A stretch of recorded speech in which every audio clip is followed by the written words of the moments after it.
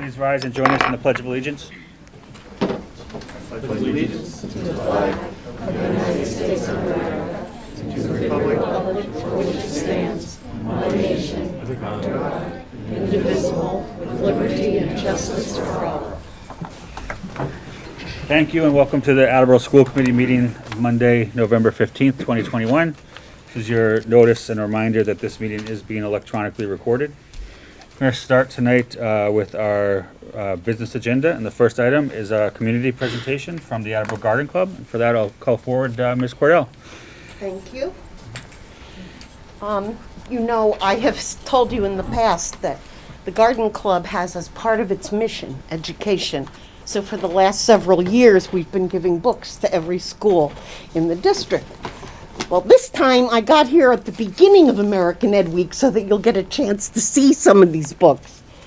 This one is going to the middle schools. They're all getting, it's not they get one book, every school gets it. This is going to the elementary schools. I particularly like this, Plants Are Terrible People. That's going to the high school. And this wonderful Walk in the Forest that has little turny things is for the babies, for the preschool. We have been lucky this year.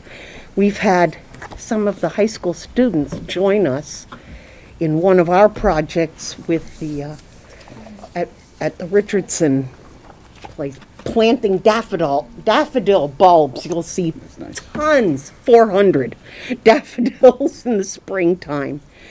And we love giving books to the kids.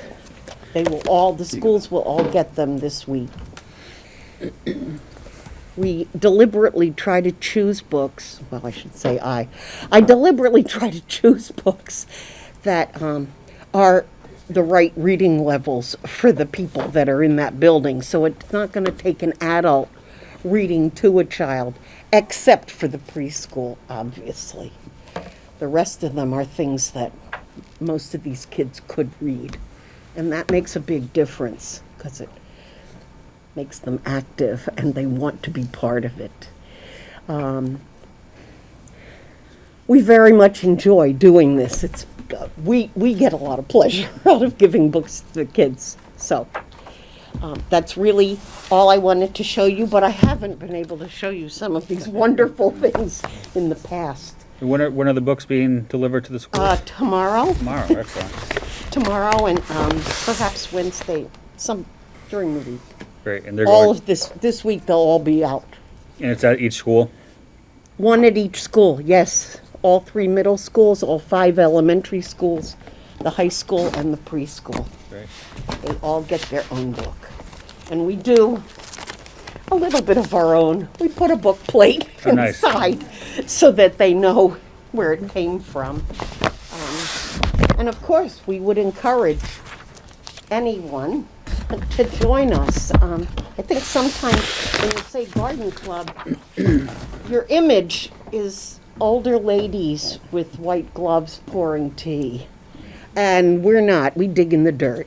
And we do a lot of education for our members, too. And that's something that other people would enjoy. And once a year, April, we have a meeting that's open to the general public that's funded by a grant. And last year, it was, or it might have been 2 years ago because of COVID, it was about planting things that are good for bees. And there were lots of community people there. So it's a joy for us. So we'll be back at the library soon soon as the person who did all the work does his part, we'll be back to fill in the rest of it, to put everything back where it ought to be. But we have given other things, we do a lot of things, beautification, civic beautification in the city. The gates at Capron Park,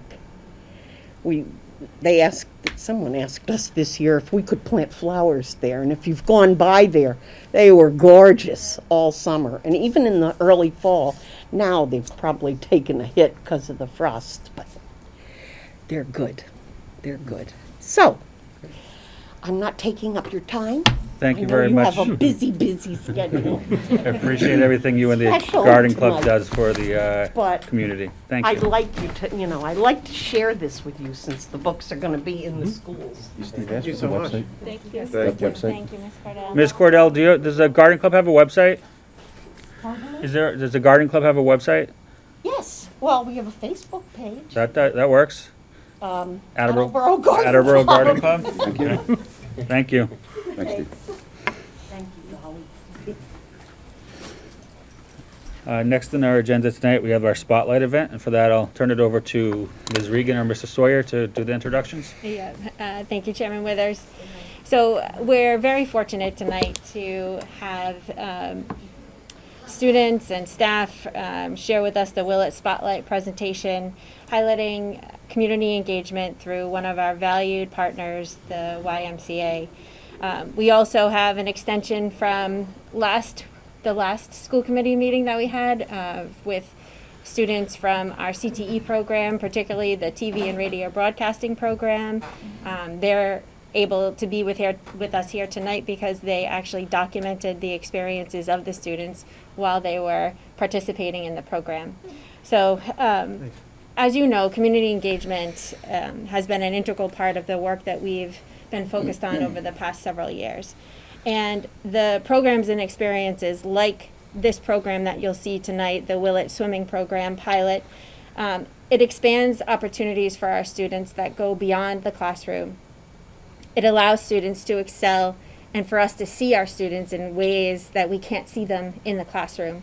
And it also provides an opportunity for our students and families to actually see the opportunities that are available and the activities that are available in our own community. So we appreciate the Y and all of our partners' support over the past several years. And we're pleased tonight to welcome several people. So I'll say all their names right now and then introduce them up as they go. So we have Lee Fonts from the YMCA. She's the Chief Operating Officer. We have Miss Andrea Champagne. She's the Branch Executive Director. And we also have Joe Winston, who's the Aquatics Director. We also have Principal Caton with us, Assistant Principal Brierly, as well as physical education teachers, Mr. Silver and Miss LaMonica. And of course, we have all of our Willett students here from grade 2. And also from career and technical education, we have Miss Kelly Bergeron and several of her students who actually documented the actual experience for us. So to get us started tonight, I will hand it over to Lee. Thank you. Thanks for having us tonight, and thank you to Lori and David. We really appreciate this opportunity to work with the Attleboro Public Schools in a partnership like this. Sometime in August, Andrea and I were having a conversation about how we could, work with the schools, but also at the time we had heard about quite a few drownings that happened in our state. And we talked about working with Lori or talking with Lori about offering something, and we didn't really know what it was going to look like or how it would work out, but we thought, okay, we can do this. And we approached Lori and talked a little bit about it, and from there it just grew. So again, very thankful to have the support of Lori and David, but as well Jeff and Christine and Andrea and Tom. It was really through all of that support that this program was just easy for us to run on our end at the Y. We do that well, but having that partnership really allowed for that. So I'm thankful for that. One of the things, as Lee was mentioning, living in a community, in a state like Massachusetts, we have proximity to the water, and it seems like every summer and spring we're still hearing stories about children and adults that are victims of drowning.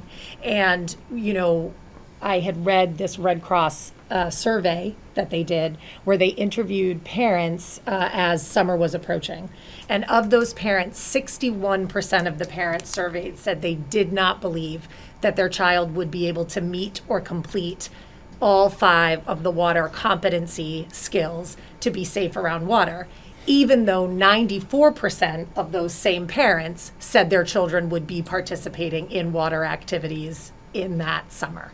And so often when we think about swim lessons, we think about teaching kids to swim, which of course is what we're doing. But one of the things that's really wonderful about the Y program is that in addition to just the swim skills, it is about teaching those water competencies, because our kids and even adults are not always going to be in and around water when they're choosing to be in and around water. So how can we make sure that they have the additional skills, not just swimming? Some of the water competency skills are being able to jump into water that goes above their head, being able to do a full turn and exit a pool or a waterfront without using stairs, being able to tread water for up to 1 minute. One of the big components of the early stages of the Y program is swim, float, swim, which is teaching kids how to float so that if they are further away from either shore or the edge and they get tired, they know what they need to do to be able to roll over on their back, take a rest, collect themselves, and then turn back over and swim. So being able to bring the Willett kids over to the Y to not only teach, being able to front crawl 25 yards, but introduce those water competency skills was a real privilege for us. One of the things that Lee and I talked about was really what grade should we put this out to, right? We thought about kindergarten, we thought about first grade, and one of the reasons that we selected second grade is that, you're never too old to learn how to swim, but what is the age that if you haven't learned how to swim or learned those water competencies, could it potentially be a little bit more difficult? The majority of our second graders can touch the bottom of the shallow end of a pool, which sometimes leads to more confidence. I know Joe would share on the first day of all the lessons, we asked all the kids who can swim the entire length of this pool, and every single kid raised their hand, right? Because their idea of what they're able to do in the water was sometimes a little bit more advanced than what it really was. And what we ended up finding that was 50% of the students were at a stage 1 or an early stage 2, which is little to no water competency. So being able to teach them those basic water competency skills is something that we're really proud of, as well as being proud of having enough instructors in the pool that we were able to teach to all levels, because we certainly did have students that were more advanced and were working on their strokes and could swim on their own, and we felt like they were really able to benefit from the program as well. It was really great, just to build on that a little bit, it was really great to see some of the children week 1. We had quite a few that were rigid and couldn't get past their toe in the water, and there was a lot of coercing to have them put their toes in the water. And by week 8, everybody was in the water, swimming to some level. And we had kids that just were like this. They didn't want to move. They were just afraid. And to get them in the water and have them swimming it was just really nice to see, really good to see. All right. Thank you. Next up, we have Mr. Caton and Ms. Brierly.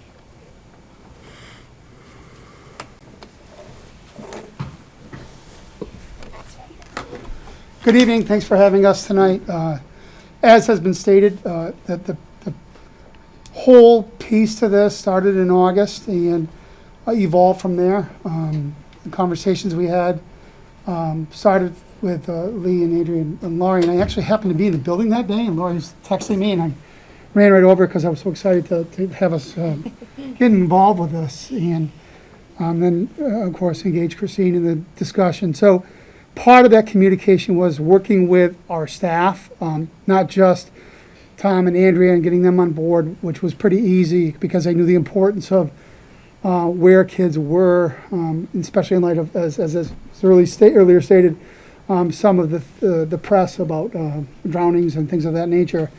And we also talked with the grade 2 teachers, but it also took some logistical pieces with scheduling, working with our families. We actually did a virtual family, you learned some things along the pandemic about some things that worked. We had a virtual meeting with our families. Our teachers were there. And there were a lot of questions that were raised and things we didn't even think about, which helped us to be able to then come up with ideas on how we could master that. As I stated, working with schedules and trying to work with our paraprofessionals and some of our staff to be able to make the trek over, because the one layer that we didn't discuss here is the fact that the kids actually walk over most days to the YMCA because we are in such close proximity. So it was Mr. Silver and Mrs. LaMonica, a few times Mrs. Brierly, myself, Mrs. Gamache, one of our paras, would walk over, and the Y staff also came over and helped us with that. I want to thank Mr. Furtado. On those inclement weather days, he did provide us with transportation. Crystal and Doreen, the transportation office, were always great about making sure we had the vans on those days, even when they were iffy. And he also helped us with facilities. As something as small as ordering stop signs to be able to act as crossing guards as we were crossing the streets is big, and it was very helpful in being able to get the kids over to the YMCA program. Central office's support on this was amazing, and I can't dismiss how important the YMCA is. Between Lee, Andrea, and Joe, and the rest of the team over there, just amazing. It was interesting the first couple weeks. You don't realize how long it takes for kids to change their clothes in the locker room, but we got through it, and we were. Christine won't allow me to share this, but I will anyway. We had a chance to, as a culminating event, each three of us, that would be Christine, Andrea, and myself, did cannonballs on the last one, close to the last week, and it was just fun. And to see where the kids are now versus when we started in early September, I'm looking forward to the spring event, and we've got some kids here that are going to help us talk about some of those things. So. Is there anything else you want to add to this? Just that the Willett PTO was also thank very, you. very giving to us and very helpful. They were able to purchase bags for all of the kids so that the kids could bring their wet bathing suits home, didn't have to put them in their backpacks, and that was extremely helpful for us to have. It was a lot of fun to do the cannonball. I have to tell you, I was a little nervous. That at my age I may not come out in one piece, but I did, and it was refreshing. It was a lot of fun, so I'm glad that we were able to do that, and I suspect the children may tell you a little something about that as well. So we do have some photos to share. We named this program Whales to Water. As many of you know, the mascot at Willett is a whale, so why not use that and parlay that into a theme here. You can see through some of the photographs, some of the instruction that's going on, smiles on faces of our students, and we're just lucky to be a part of this. And even though it's a pilot, I'm hoping that we can continue on into the future. So I'm going to move into a video, and then we'll turn it over to Kelly Bergeron from TV and Radio Broadcasting.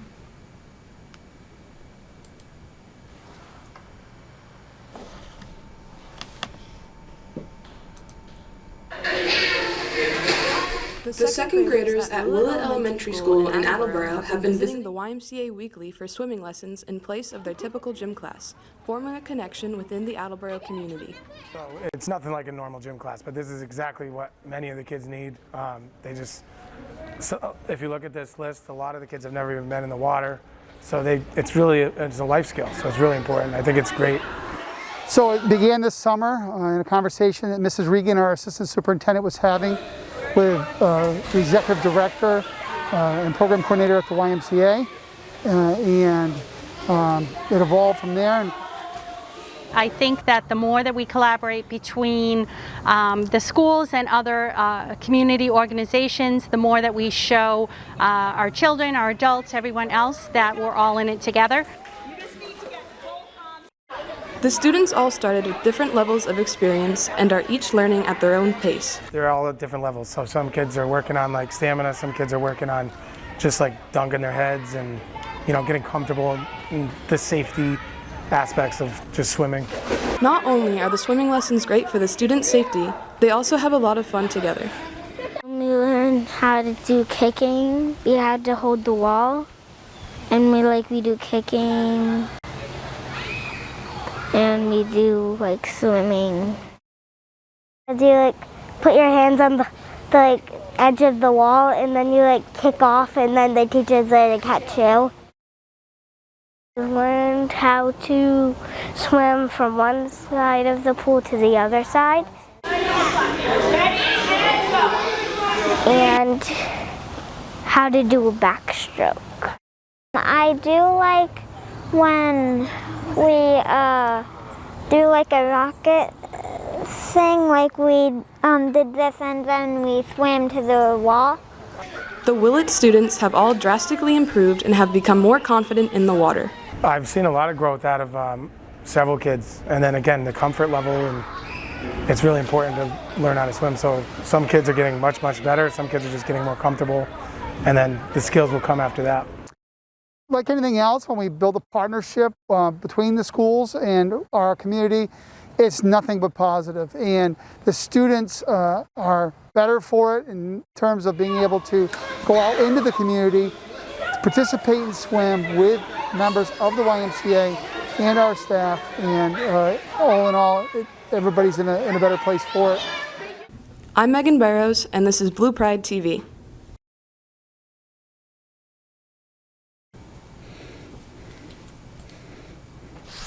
So at this point, I'm going to turn it over to Kelly Bergeron from TV and Radio Broadcasting. Thank you.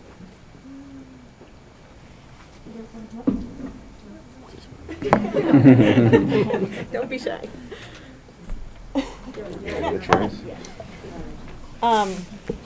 Good evening. I'm Kelly Bergeron. First, I'd just like to say how excited I am to be a part of this new CTE program at the high school, and looking forward to the new space next year for sure, as I'm sure are they. When Lori approached me about doing this video story back in September, I knew it would be no small feat for my first year students.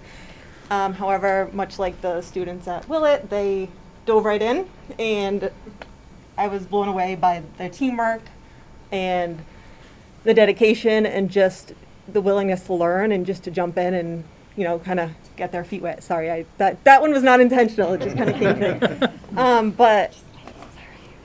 me. So it was a team effort. We went as an entire class over to Willett. We shot all the video together. This particular video that you saw was scripted, as you can see the 3 girls that are with me today scripting there, and edited by these 3 in particular. So they're just going to share a little bit about what their experience was. So Izzy, we'll start off with you. If you'd like Hi, to. as she said, I'm Izzy. Ignore the attire, clearly I did not get the memo.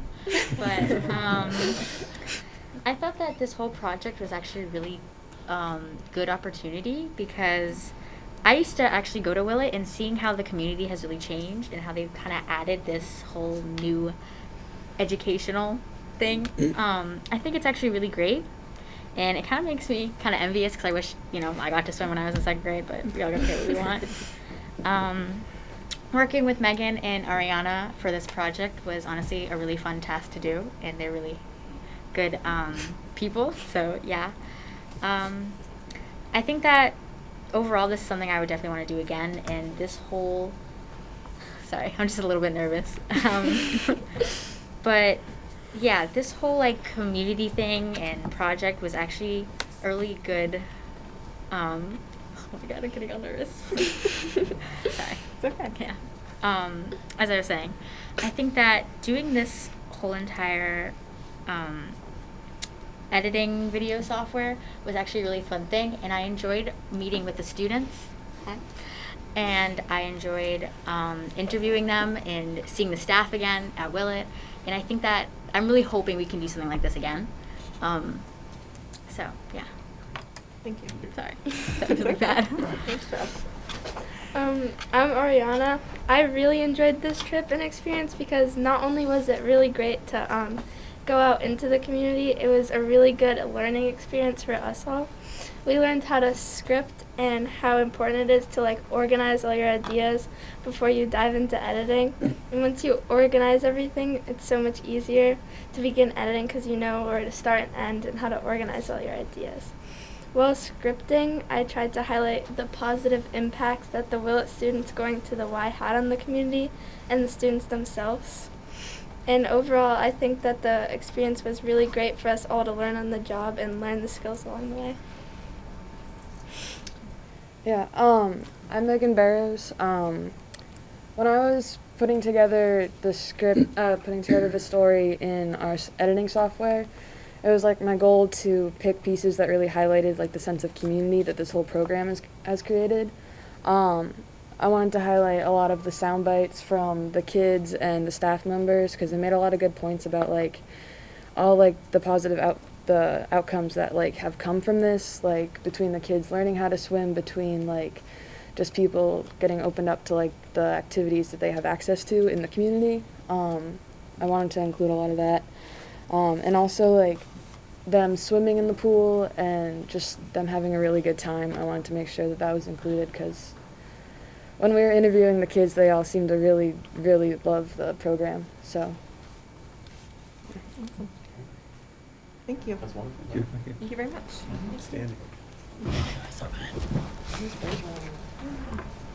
So next we have the Willett students to share their experiences with you.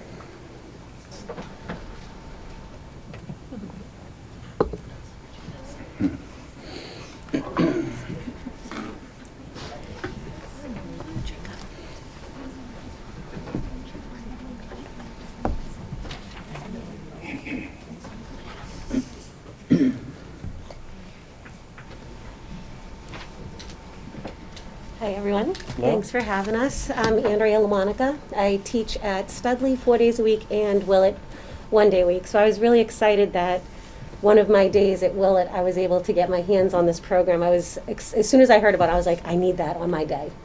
So I was fortunate enough that they were able to help me out with that. So I had brought some of our friends today with us. So we're going to ask each student a question, and they're going to give you their response on their experiences. You guys ready? Okay, so my first question is going to be to Jack. Jack, tell us about how you felt about swimming before you took the swim lessons. I felt very, very nervous. And after your 8 weeks, how did you feel about swimming? Very safe because my teacher was there for me and my friends.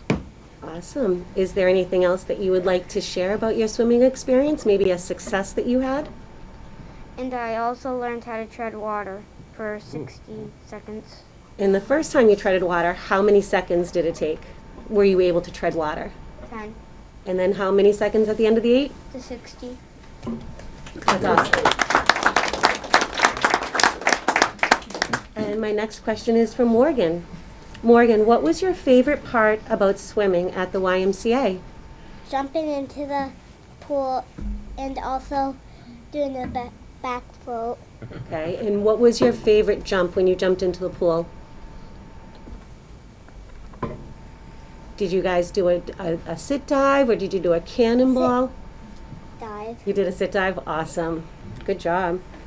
And Jacob, what were your favorite moments from swim lessons at the YMCA? My favorite moment was when I got to jump in the pool. And what was your favorite jump? My favorite jump was a cannonball. Do you think your splash beat any of the opponents, like Mr. Kate and Ms. Briley or myself? No. No?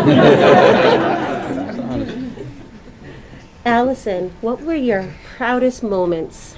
When I swam the whole length of the pool by doing the doggy paddle like this, doing the backstroke like this, and doing the crawl like this, and swimming underwater and doing this. And with all of that, I swam the whole length of the pool. And the pool, what's the distance for the pool? 25 yards. That's awesome, Allison. Good job. And my last, did you have anything else you wanted to share? Jenna's, okay. So Jenna, what was your bravest moment? When I wasn't so good at the butterfly, and I got better and better every time we practiced it. Now, do you remember what the butterfly stroke looks like with your arms? Because the butterfly stroke is not an easy stroke. So you put your feet to the back of you, Yeah. keep them straight, and try not to bend your knees, and just flop like you're a mermaid. So your legs look like a mermaid, and then did you practice the arms or just the legs?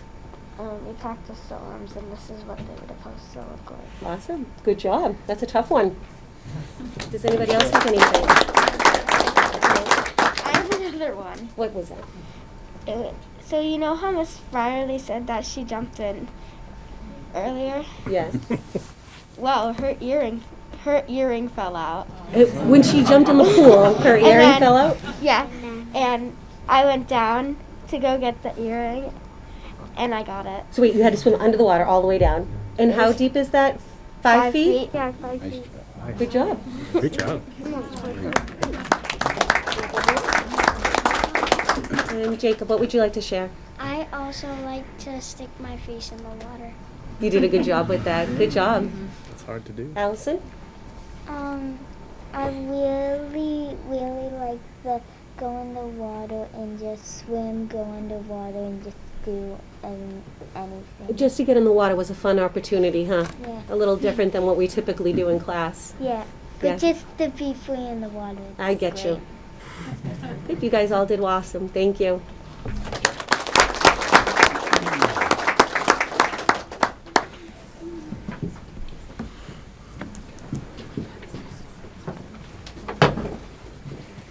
So I'm sure you're all wondering what's next, what's going to happen after this. So that's the final slide for Lee, Andrea, and Joe.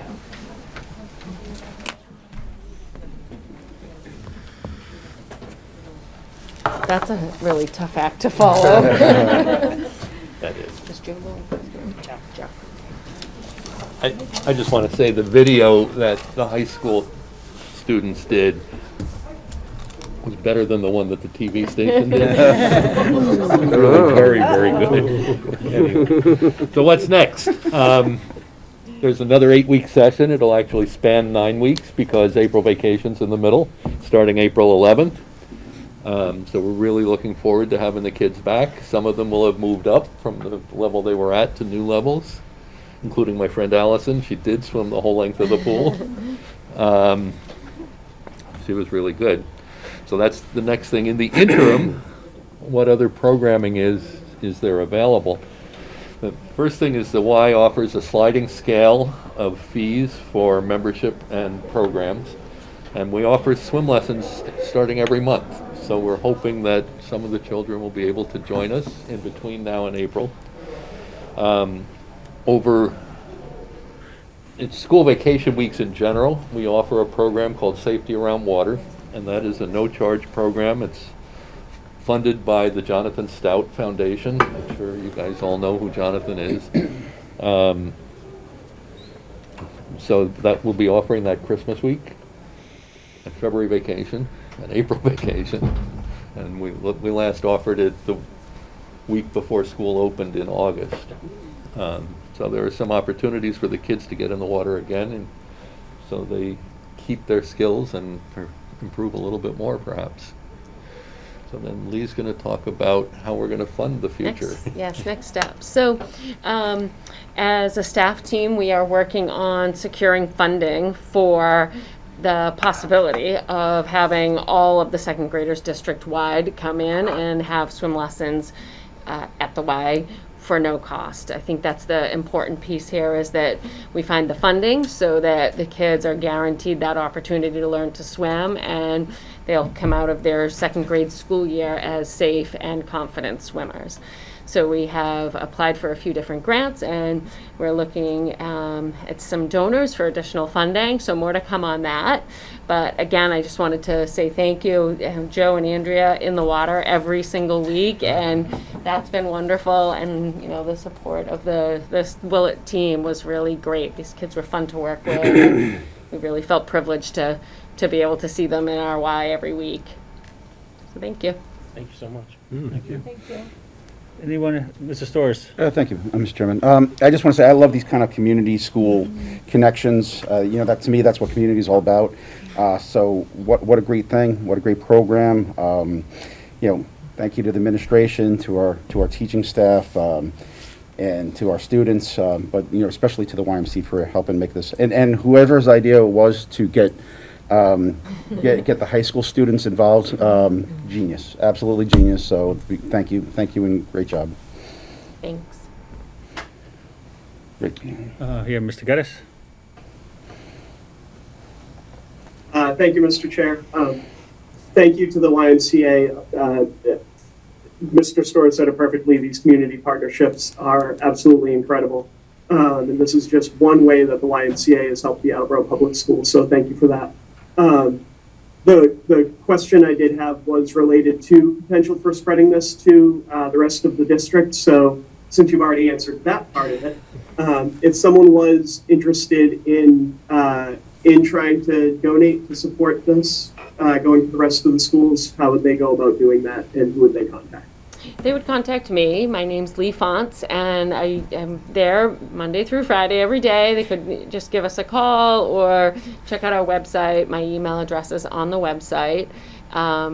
It started as a pilot program. Well, it was the easiest school to start with because of the proximity, the close proximity to the YMCA. So there's a little bit more work that goes into busing students from a school a little bit further out, but we're confident that given some time, we'll get there. Anyone else with any comments or questions? And I'll just thank you, echo what my colleague said, and thank the Willett contingent that's still here as well for this program. I think it's great. It's great for the kids. It's great for the school department to partner with the community. So very well done. Thank you very much. Thank you. Thank you. Thank you. Thank you. Have a good night. Good night. Thank you. Thanks so much. Is that over?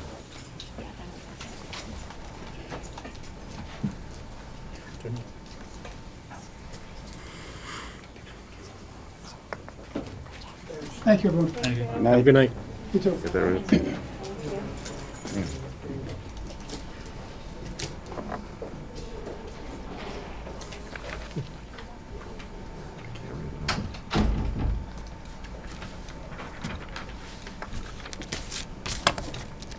All right, next we have our Around Attleboro update from our Student Advisory Council. Thank you.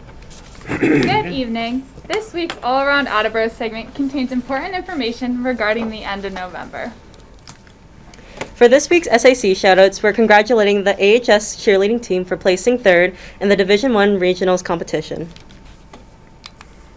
For our elementary schools, Hill Roberts is having their PTO meeting on November 16th at 6:30 p.m. Hyman Fine is having their Fall Spirit Day on November 19th. Show your spirit and dress up in your favorite fall colors. Studley's PTO meeting's running on November 17th at 6:30 p.m. And Willett's having their PTO meeting on November 18th at 6 p.m. This meeting will be virtual.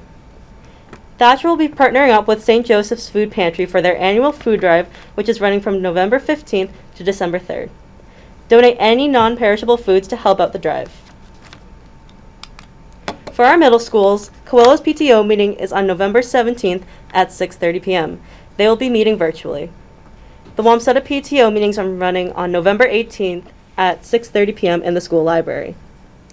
Coelho will be partnering with St. Teresa's Food Pantry for their annual food drive from November 15th to November 3rd. Make sure to help out the drive by donating any non-perishable foods to help the school. For the high school, the music department's virtual info session is happening on November 17th at 6:30 p.m. Our Powder Puff football game will be happening this Friday at 6 p.m. The AHS Drama Club will be having their senior district auditions on November 20th, and it's a great opportunity for any students interested in drama or production. This year's Thanksgiving recess will be happening from November 24th through the 26th. For all winter athletes, winter sports will be starting on November 29th. And lastly, senior pictures are due December 4th, and Chestnut Hill will be visiting Attleboro High School if you'd like your pictures then. More information regarding this is in this week's Blue Mail from Mr. Rooney. For community engagement, the Blue Pride Ambassadors Club is hosting their online Palooza in December to benefit the Varsity Booster Club, the music department, and the hockey program. Follow BPAC on Facebook or see Mr. Rooney's Blue Mail for more details. Yearbooks are available for pre-order, and if you'd like to put an ad in for your student, you may do so here. This concludes our segment on All Around Attleboro. Thank you. Great, thank you very much. All right, before we get into the bulk of our agenda, which is pretty lengthy, I'm going to just take a 5-minute recess. Actually, no, I'm sorry, 3-minute recess, just briefly, and then we will be back and get into everything.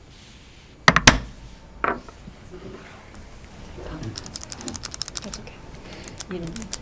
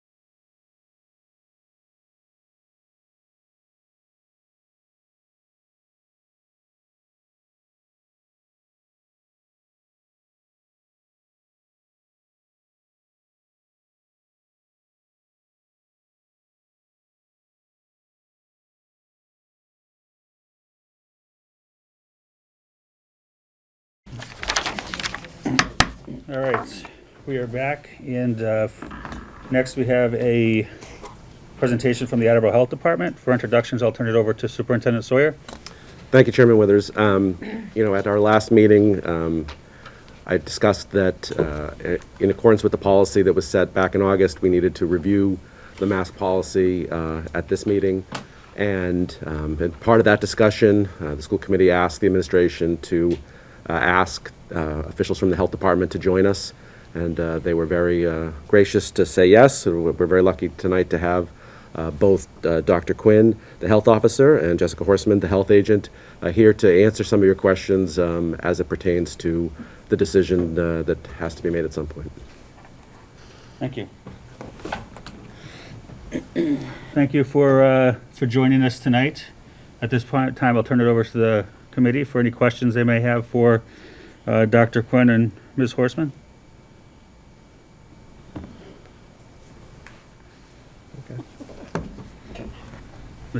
Ms. Johnson? Sure, I have one. Thank you very much. Thank you so much for joining us this evening. As we know, after holidays, history has shown us that there's a potential for another wave or an uptick in cases locally. In your experience, do you see these upticks being driven among vaccinated or unvaccinated individuals? And regardless of either population, what can we do to minimize the risk in all populations of spread? Dr. Quinn, would you like to speak or would you like me to speak? Sure. I think it's just history has shown us that there will be an uptick, and groups of people, there will be vaccinated and unvaccinated, and then we will see an uptick in both, just by nature of how the vaccines are wearing off after a few months, and that's why the push for the booster shots. So it'll be in both. There will be an uptick just because we've seen it before, and now we're getting into year 2 of this. So I think that's pretty much predictable. Thank you. And Doctor, what can we do to minimize the risk of upticks and best practices to stay safe? Well, I would say that it kind of leads into the discussion of masking and continuation there. The masking clearly has a beneficial effect to stop the spread in those who are infected, to spray secretions into the air. So I think that's what the debate is now: is it what's the optimal time after holidays upon which to stop the masking? Question that I had, and I think it's a two-part question. One is, it seems to me, at least, and I'm not a doctor or medical professional, so it's just from what I read, that COVID seems to be here to stay, at least for a decent amount of time, if not for always. And so I want to know if my assumption there is correct, or at least that is what you guys believe as well. And also, there comes a point where we as a society have to move forward, despite the fact of benefits masking and other actions may take. Is there a point, I'm not saying we're there yet, but is there a point where any benefits of masking, are overcome by the downside from continuing to take on these precautions?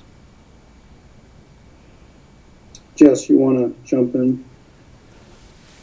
So it's very double-edged. I can say from monitoring right now, comparable facilities that aren't requiring children to mask if they're not falling under DESE or EEC, the Attleboro Public Schools are doing significantly better with their rate of transmission.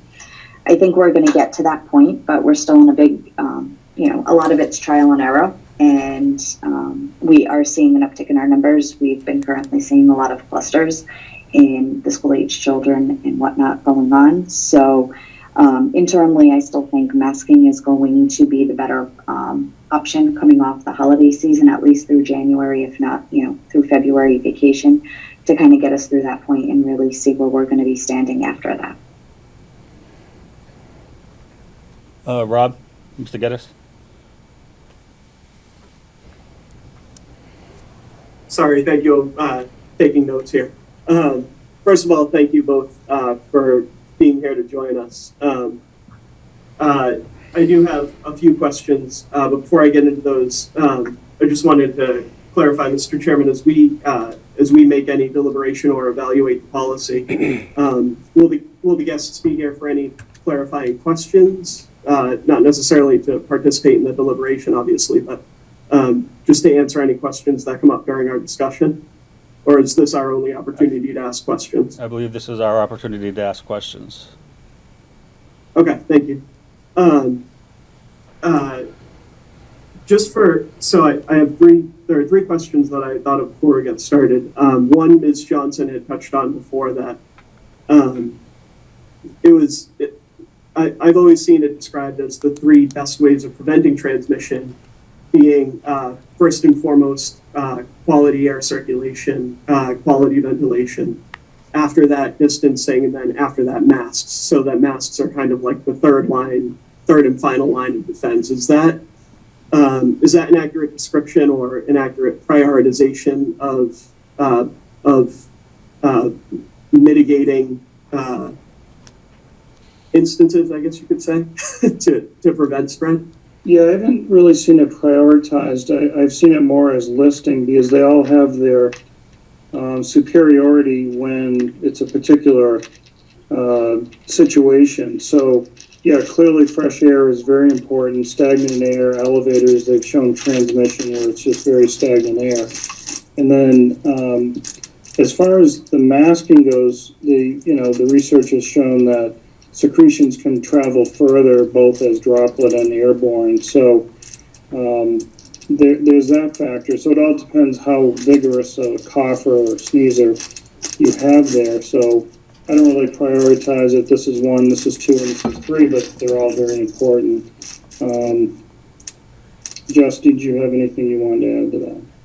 No, we've definitely seen the benefits of masking in a lot of facilities that we've been monitoring, though. There's definitely a clear difference in usage versus non-usage at this point.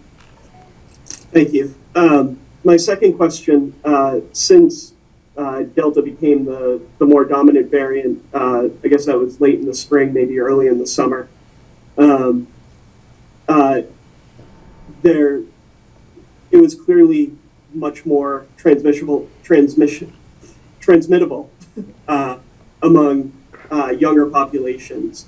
But since then, at least last I saw, there haven't been a lot of final determinations on any long-term effects on patients under 18.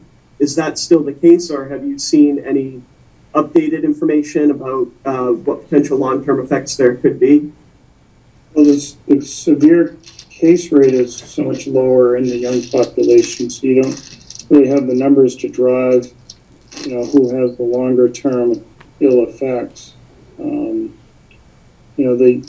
They do carry. They don't have as the young population does not have as severe of illness, so they are obviously bunching together in groups a lot more closely because they're sharing things in the weekends at school in classrooms, so they're congregating a lot closer than a group of elderly adults, say in a assisted living situation. So a lot of factors that go into it, but they contract it from one another, they carry it, they don't get as severe a disease, and we don't see the long haul ill effects because the numbers just aren't the same as the elderly, for sure, population. Thank you. And then my last question for now, you somewhat touched on that there's a lower severe case rate among young patients. How frequently are you seeing situations where there's transmission from one person to another just because the initially infected person only believed they were dealing with slight cold symptoms, they were vaccinated, and so because the symptoms weren't as severe, they didn't think it may have been COVID. That's something I've heard about from others in workplaces where someone has tested positive, they've been at work and not realized just because the symptoms are a little bit less. Is that something that you're seeing frequently or not? Yeah, that's hard to put a number on. The one caveat, I'll go back to the previous topic, was that it's generally less severe in children. Obviously, if there's immune modulating medications, steroids, a lot of these new immune modulating medicines, then those type of children can be at high risk. So I just wanted to have that one caveat, but Jess can probably speak a little bit to this from, Jackie, our health nurse, has provided numbers of what goes on in the schools, and we'll see little crop ups of clusters. So clearly, there are transmissions going on, and, the numbers have been higher over the, fall and leveling off to some extent. But Jess, did you have any thoughts that from the, Jackie discussions and Deb Ebert from the school?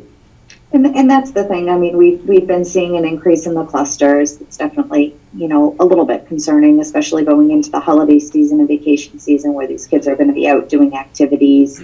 So we're definitely anticipating we're going to see an increase in those clusters going throughout November, December, at least through early on in January. And I'm sorry, just as a follow-up, you mentioned the increasing clusters, because we didn't, if I remember correctly, we didn't have any official or confirmed transmission last year. We've had 3 clusters this year. Do you think with the lack of distancing that if students were not wearing masks, it's likely that we would have had more clusters, or is that something you can't conclude? Based on what we're seeing from comparable facilities in the same age group that are private settings, they're seeing a lot more increase in those clusters and widespread transmissions, which would lead me to believe if we didn't have a mask mandate in effect in public schools, that we would definitely see an increase in those clusters at this point. Excellent. Thank you so much again. Do we know how many, if any, children, I guess under 18 in Attleboro have been hospitalized with COVID since the school year started? I don't have any reports of any hospitalizations in school children at this point. I can say under the age of 18 is averaging about 40% of our rate of COVID positives at this time. COVID, but not, so you have no reports of hospitalizations? Correct. Mr. Storrs? A couple of questions, if I may. So the first one is, when it comes to masking and in an educational environment, especially with younger students, are there any negative ramifications? Oh boy, that's a loaded question. That's why I asked it, yep.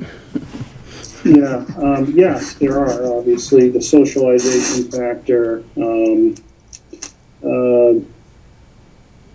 just how kids interact for sure. So, yeah, I think it's clear that there are downsides to it. Whether you get into the athletics portion of it, where people are trying to run races with masks, that's another topic. I still think you get back to just keep it to scientifically driven, which is it's the folks who are infected that wearing a mask, it's beneficial. So I always can, try to point out that it's really not those who are wearing it who are healthy that are benefiting so much. It's those who are ill and don't realize, that it's not the common cold and it's capturing some of their secretions. So it doesn't spread to others in these kind of settings of school and elsewhere. So I think as long as the spread is going on and these clusters are coming up and people are congregating for, the holidays, and there will be some bumps and spikes, I think the masks do have a role. But obviously, I think your point is there are some downsides to it, and I think you have to recognize those as well. I think we all want to get rid of the masking, but I think at this point and moving into the holidays, I think that the benefit outweighs the cost on the socialization aspects and quote unquote getting back to normal. So my follow-up question is, personally, I don't believe that the state is gonna. I think they're gonna extend it. I'd be floored if come January they drop it. And I think us making a decision now in November, 2 months out from where we may be in January, I think that would make zero sense. But my question to you is, if we were to try to make a decision on when masks should be on and when masks should be off, what would you base it on? Would you base it on community spread? Would you base it on in-school spread? Because with community spread, you have cluster areas such as assisted living facilities where, as we know, one person gets sick, and unfortunately, very often, almost every resident is getting sick. So that affects the numbers for communities. So how would you, or what number would you utilize to determine, and what value would you utilize to determine a good mask on, mask off? And that's if the state ever got to the point where they said it would be okay to remove. Yeah, so that's an excellent point. And what's going to drive these decisions is your point. One thing Jessica and I, as health agent and health officer, were very clear with the mayor to want to work with the schools so that there's a unified message through the community, so we don't have folks going to a hardware store and, you know, having to mask up and then go somewhere else citywide, you know, city hall or schools and not, and just having a real confusing message. So to drill down into what's going on in, you know, one assisted living center, whether it's among the residents or there's a worker working in there spreading it to a number of residents. We just didn't want to have these mixed messages. We wanted to be very consistent, because in the end, I think that's having lack of confusion is going to be important for folks. And then as the masks get lifted, so to speak, I think that would be helpful to have it affecting public buildings, schools, and private businesses. So we were very careful over late summer and fall to be in communication among, you know, the school administrators and, you know, Mayor Hero and, you know, Jess and I. So what about the second point about if there was a value, what value would you utilize, and what would that value be? As a on-off. Jess, you can jump in, but I think we've tried to look at all these areas. Yeah, go ahead. And I think it really depends on the individual settings and what we're seeing going on at that given time. You know, and being able to address those specific concerns as they present. So you're saying there is no value that you would recommend for when masks should be on or when masks should be off? That it's going to be case by case basis for months and months and months, years, who knows? So I guess what I'm trying to do is, if we were to try to create a policy, having a value as a quantifier of when the mask would be on or when the mask would be off would be, I think, a little bit more logical than, you know, doing it for just in case. I guess I'm trying to do it data driven, but it sounds like there is no value. Try to help me understand what you're. For example, positivity rate, community positivity rate, in-school positivity rate, something of that nature, as a value to actually say this is when mask would be on, or this is when mask would be off. Well, I think it's fluid. It's something that, you know, we've taken the approach we've taken where we want to have a consistent approach, a consistent message. If we then evolve into drilling down to all the clusters are strictly in group home settings and not in schools, do we peel off and have separate kind of approaches? I'm always open to looking at those kind of questions and data points, but unfortunately I can't say, you know, tonight that, you know, we're at that point where we have that kind of information. Now, we know when there are clusters in schools, because Debbie Bird communicates with Jackie O'Brien, and then Jess and I find out. So, unfortunately, I just can't give you a hard and fast. But, you know, Jess and I are always open into looking into, can we, you know, separate these things out? But go ahead, yeah, somebody jump in. Ms. Johnson, do you have a question? I do think of two, actually. So we know that we have a very diverse community and that we have families that may contain immunocompromised members living in the household, be it a parent, be it a grandparent, be it a sibling. We had mentioned earlier that COVID seems to present in children more as a more mild case. But does that more mild case that a child might experience equate to, if they were to transmit, would the person that catches the virus also have a mild case? Or does that really, is that more based on the actual patient, for lack of a better word? Yeah, I haven't seen that be the case. It's just strictly a kind of, they carry the virus, the children carry the virus, can then spread it, and then there's a certain dosage that someone's exposed to that then they start replicating the virus. So again, milder symptoms in the kids, but they are carrying it and they spread it to others. And then it all depends what the recipient has for an immune system, or a viral load that gets, shed to them and then off and running with their replication. So I think your point about immune compromise is the key one. Is how much is the recipient, is their body going to then either fight this off to some extent, or it's just going to run rapid. Sure. And even if they were to transmit, whether or not that family member is immunocompromised, they may be an adult, but just because the child had a mild case doesn't mean that the adult would necessarily have a mild case. Because again, it's the recipient and... I think that's correct. Okay. Because I think children generally have mild cases. All right. Although they may, but they may not. So the second question that I had, and I think this is kind of along the lines of what Mr. Storrs was asking, in your professional opinion, is there a specific tipping point where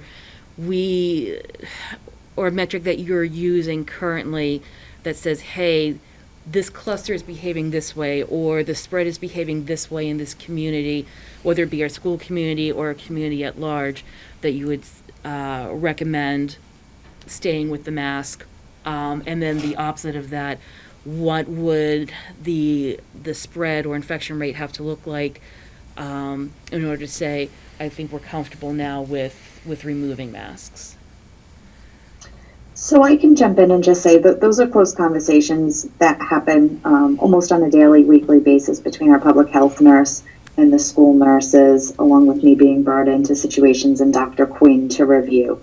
Sure. So all clusters are different. There's moving factors that are very, very different in every situation, but those are something that we closely monitor. And it really comes down to case interviewing and tracing and really data collection in every one of those situations. We find that they're all very different and pretty unique. I can appreciate that.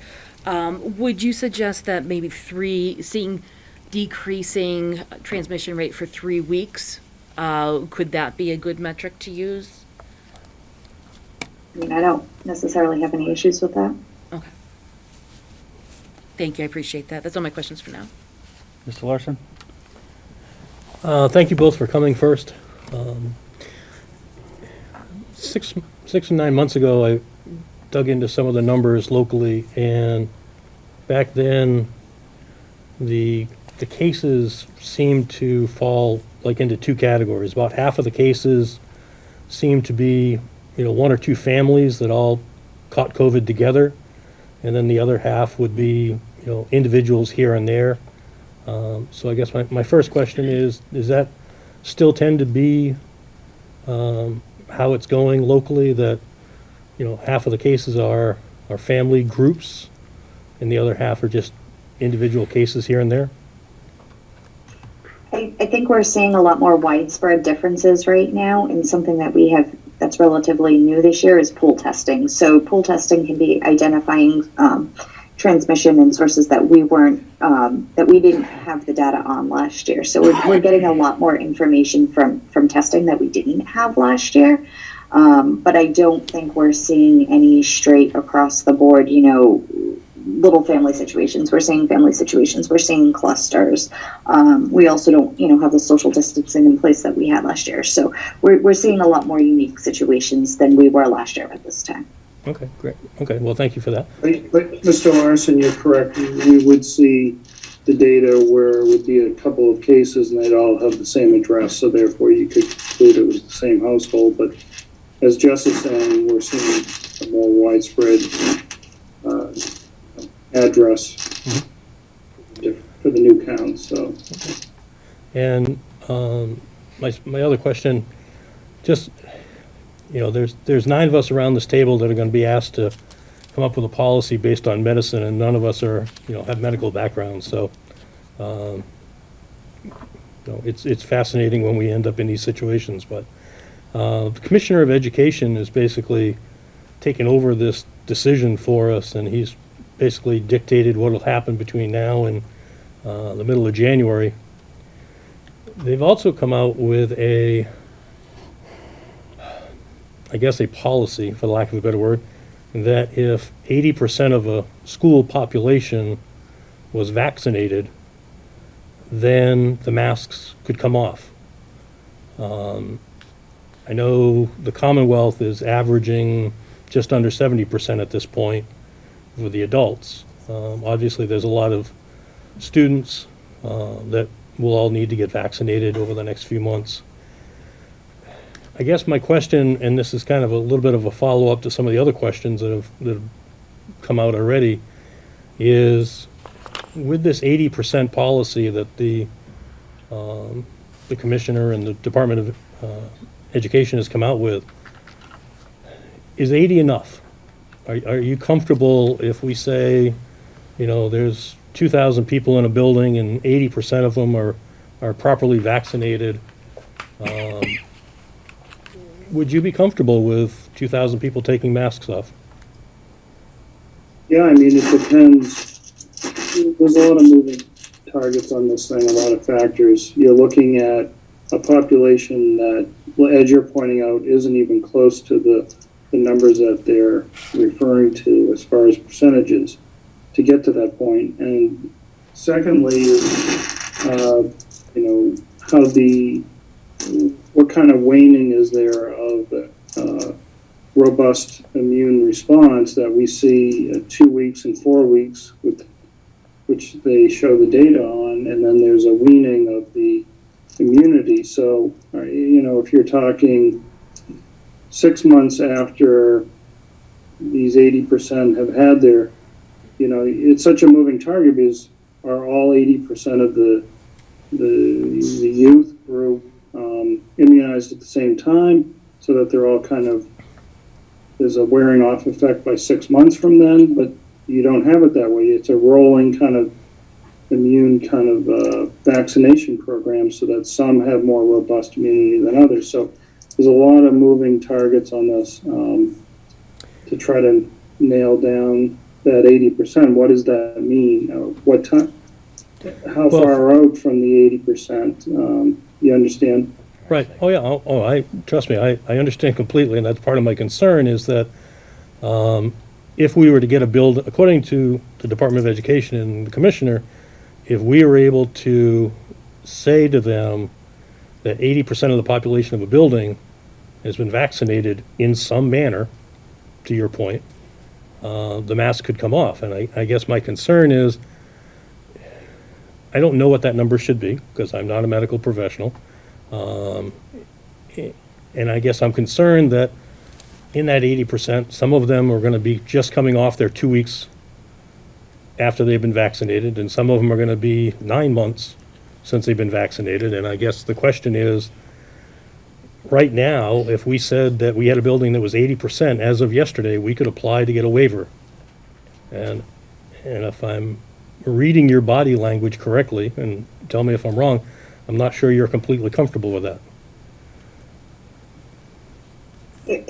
It really comes down to monitoring the situation and monitoring the cases and seeing how it goes and, you know, how everybody's reacting to it. Well, thank you again for coming. I appreciate your input. Yeah, I wish we could be more specific, but it's just a moving target, and it's something new, and we're trying to adapt and do what's best for the kids, and bringing in the whole conversation, the socialization aspect that was brought up earlier. But at the end of the day, the masks are providing some benefit to preventing the spread. You know, the 80%, of course, is getting at the topic of herd immunity, and I think that's where we've heard, you know, 70, and then it went up to 80%. But that's a good general rule of, if you have that many people immunized, if someone is coughing and spraying these droplets and airborne particles and viruses, if people aren't wearing masks, then theoretically 70 to 80% of people will be protected. So then you're not going to have that string of spread to the next person and the next person. So it just isn't going to be like that as from, at least with vaccinations rolling out, and then some people getting them now and some people later, and some people had it a couple months ago, as you pointed out. So Jess and I are just we're doing the best we can with working with Deb and Jackie and, you know, the mayor's administrators, school administration, the state, and it's just trying to come up with the best, most consistent approach that we can right now. But Jess and I are open to anything you want to bring into the conversation. You know, we don't see any clusters in the school. Can we revisit this? We're always open to discussing that. So, and, you know, we don't want to do anything as an island, as a health department island. We want to be bringing the schools into that conversation. Thank you. Mr. Domenici? Thank you, and like my colleagues, thank you for taking the time tonight.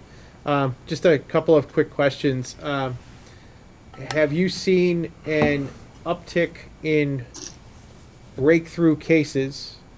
And assuming if the answer is yes, because I suspect that might be the case, do you have an idea as to what percentage of those may be in school-age children? I'm sorry, did you say breakthrough cases? Yes, where people have tested Oh, okay. positive after Static. having been vaccinated. Yes. And what percentage of those might be in the, you know, school-aged children?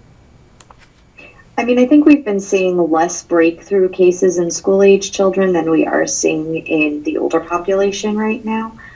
You know, but it definitely is happening. I don't have the specific percentage. Those are numbers I can work on getting to you, and we can email them over to David once we pull them and run them. But again, the breakthrough cases on vaccinated children are still, you know, we're seeing less of them than we are in the elderly population. Thank you. Mr. Geddes? Thank you, Mr. Chairman, and thank you both again. This has been fascinating and very helpful. I wish we had you in August when we had that first lengthy meeting about this. Just to I guess sum up some of the recent questions, going back to Mr. Storrs' original question. It sounds like there's no specific data point because every data point has so much context behind it that it by itself can't be a good indicator to make a decision one way or another because of all of that context. So to Mr. Larson's point, the daily cases per 100,000 might be alarming, but if it's because of significant in-home spread, that wouldn't necessarily be reason for us to return to masking or continue masking within the schools because of that context. But one of the, which is very helpful to know because I think we've all had kind of a data approach to it, to Mr. Storrs' point. So that's helpful to consider. But Ms. Horstman, one of the things that you mentioned was, in one of your answers there was pool testing. Can you speak to, can either of you speak to the benefits of pool testing, why more families should be participating in pool testing, and whether or not, admitting that there may be some additional context to the amount of students and educators that are in pool testing, how the participation in pool testing might help us to decide one way or another on whether or not masks are required in the schools. So pool testing is an amazing resource that came on board, and I think we were all jumping for joy when we found out we were getting it. But the main benefit of pool testing is we're getting early detection in kids that we might not have ever known were carrying the disease. So it's really allowing us to get ahead of it and get those kids who are, you know, asymptomatic at that point out of the school and stopping further transmission. So we're definitely grateful to see the pool testing. On the flip side of it, we're seeing more positives because we do have that early detection. So it is a benefit, and it's definitely helping to aid the situation from progressing. Thank you so much. Mr. Storrs? I have two questions, if I may. First one's a little bit of an oddball question. I'm not sure if you'll be able to answer it because I can't figure it out online, but we know that one of the states in our country that doesn't have the masking requirements, doesn't have regulations, seems to have the lowest numbers of COVID positivity. I'm trying to understand, how's that possible? Obviously, I'm talking very south from where we are. Where's that? That would be Florida. Florida. Yeah, well, they had high rates initially, so of course, then you've got folks who have immunity, so then their rates are gonna go down. Again. So you think they might be at herd immunity at this point because of all the early cases? I don't think they're at that point, but, I think the theory there was to, have a combination of vaccination and those who have had the illness, and originally it was going to be fewer on the illness side and more on the vaccination side, but as time goes on and people have had the illness, then it's going to reverse. But as immunity wears off from vaccination, but a robust immune response from having the illness would persist. Okay. All right. I think those numbers were high in Florida originally, so I think that reflects now why they're down. Okay. The follow-up question is actually more about our decision here. So as Mr. Geddes brought up, the pool testing is something that we didn't have last year. And to me, the pool testing is one of the best resources and reasons why I feel we could be heading towards the demasking, because it's reactionary, right? We're able to quickly react and isolate and deal with positivity. So as the numbers go down, it seems like because of pool testing, we have a new resource that we didn't have before. But in addition to that, we know that it appears, I'm sure you would agree with this as an expert, that when the students are closer, that is when things are more concerning. That's a fair statement? Except for during lunch. We know they can't catch it during lunch. Sorry. I know, sorry. I'm trying to leave you a little late. But the point being is, like, when they are close, when students are closer to each other, or anybody, that would obviously be a more opportune time to catch the disease. Is that fair? Yeah, if someone's ill, sure. Right. So would you support a policy at some point, obviously we're not until January, at the middle of January at the earliest, but if we get to a certain point, would you maybe be okay with support a policy where when they are congested, for example, going class to class or something of that nature, mask on, but when they're sitting in their seat, everybody facing forward, 3 feet apart or more, maybe take the mask off at that time, something of that nature, coupled with the pool testing? Yeah, I mean, you're getting into mass gymnastics there, which maybe people are happy to do if, they don't see that as a burden if they're able to get those masks off. But, it's all for debate. Again, at the state level, we follow very closely what the state's doing, obviously, and they have experts at their level from Mass and PH who are communicating with CDC. So we rely a lot on their information and their guidance. So again, we won't be making any decisions in isolation, right, Jess? Look, I really think DESI's probably going to extend that mask mandate out a little bit. I totally agree with you. And again, thank you guys for being here tonight. No, you have very good questions. I appreciate all those thoughts, and thank you. So I'll Thank you for having us. And I'm going to wrap it up with if you one ever more. have any specific questions, feel free to reach out. Well, I got one more question. I'm going to wrap it up with one more question, because it's something that confuses me about the conversation tonight and about the issue in general. There's a tendency, and I think we've done it a little bit tonight, to kind of poo-poo the inconvenience that masks cause and kind of make it out like it's not that big of a deal, or the downside to masks. And so my question is, when then do we come to a point where we can actually unmask? Our numbers are lower than they were a year ago, despite the fact we have pool testing and significantly increased testing. We've had 0 to very little hospitalizations of minors in the city. We now have we've had vaccines for adults for a long time, for children to 18 for months, and now for children 5 to 11. And then you hear things about concerns about, well, people have had a vaccine a while ago and it'll be wearing off, And so how effective will it be? That makes me worry that in March we'll be saying, well, the first round of vaccines were a year ago, so we really need to get another round of vaccines in before we're unmasking kids. And next thing you know, it's been 2 years that the kids have been masked throughout of school. And my big concern is that it's just going to be January 15th or February 1st, and it's going to be another reason why we should put it off for 2 months. And so when, masks are not, are just a simple inconvenience for students.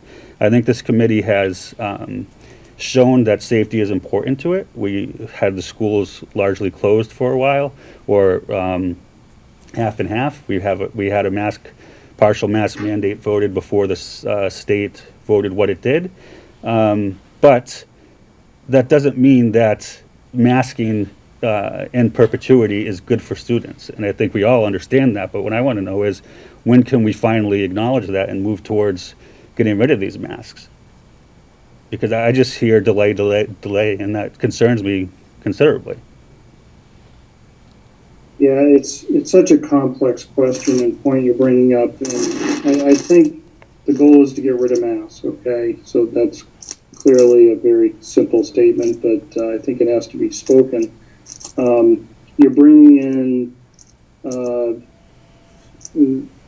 kids who are immunocompromised, and what is the burden of a group of children wearing a mask so that you protect a child who's immunocompromised, or a teacher for that matter. So it's such a public health, group health kind of question you're bringing into this.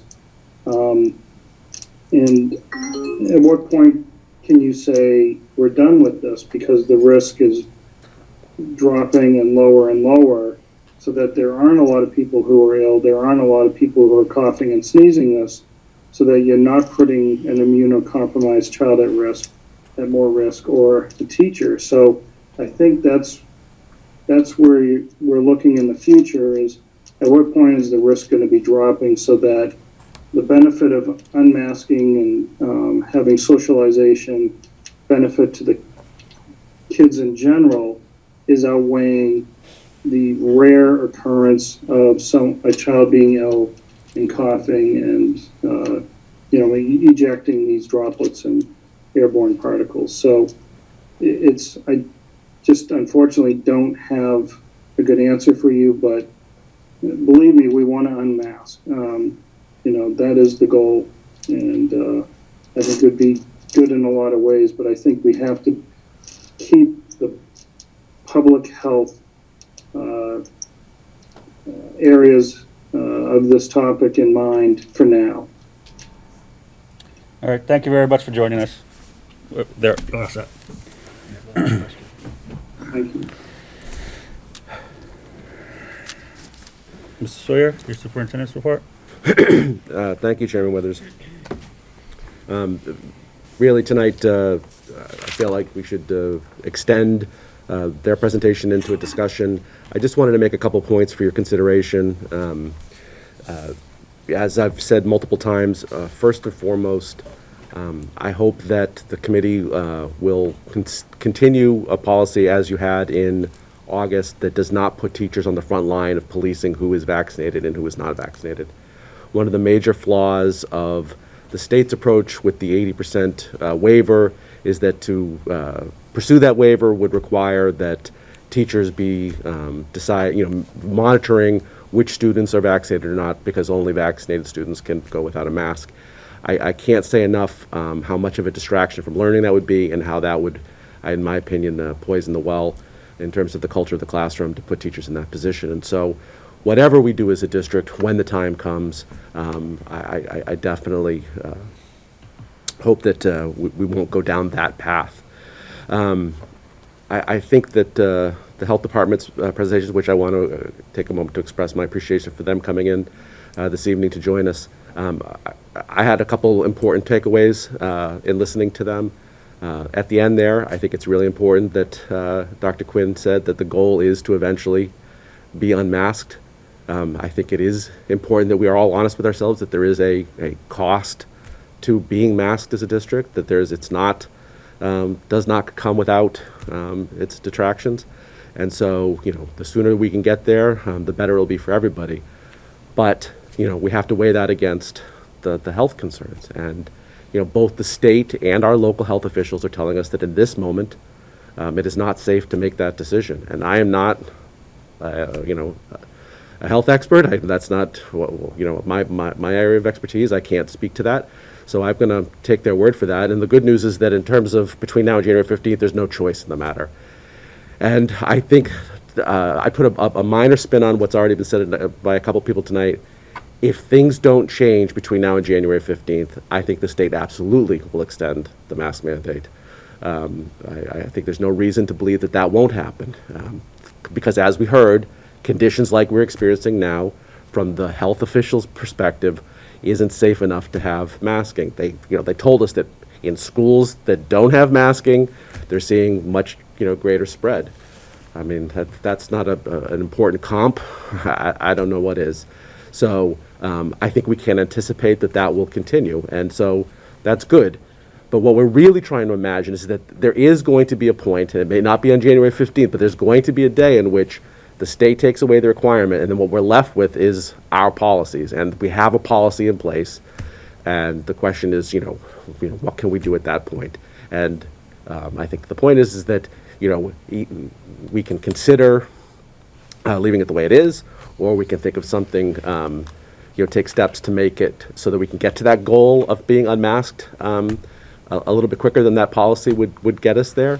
And then perhaps there are measures that we can put in place, as have been discussed, to help us decide when it's safe to make that decision. So those are my perspectives on this issue, and I certainly understand that the committee has difficult decisions to make in terms of trying to find that balance between keeping our students safe, which is obviously goal number one, but also getting us back to normal so that we can do our best work. So what we're really talking about is what we're going to do when the state lifts their mandate, and that could be, it's not going to be before January 15th. Maybe it's January 15th, maybe it's February 1st, maybe it's February 20th, maybe it's after February vacation. But at some point, hopefully, the state's going to lift their mandate. I expect they will. And so we need to decide what we're going to do as a district when that happens.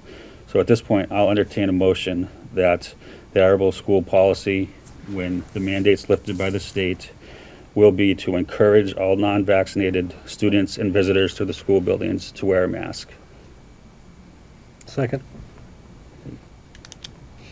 All right, so we have a second. Discussion. Mr. Domenici. Forgive me, but what exactly does that mean? Are we saying we recommend you wear a mask if you're unvaccinated? Yes. What about for vaccinated? Are we saying we're removing the requirement? We're removing the requirement for everyone. We're recommending, we're having a public recommendation that if you're not vaccinated, like if you go to a store and it says if you're not vaccinated, please wear a mask. We're suggesting, recommending to those who are unvaccinated that they wear a mask. Obviously, anyone's entitled to wear a mask in the building, whether they're vaccinated or not, teacher, visitor, student. But the mandate, when the state mandate goes away, the City of Attleboro Public Schools mandate would go away.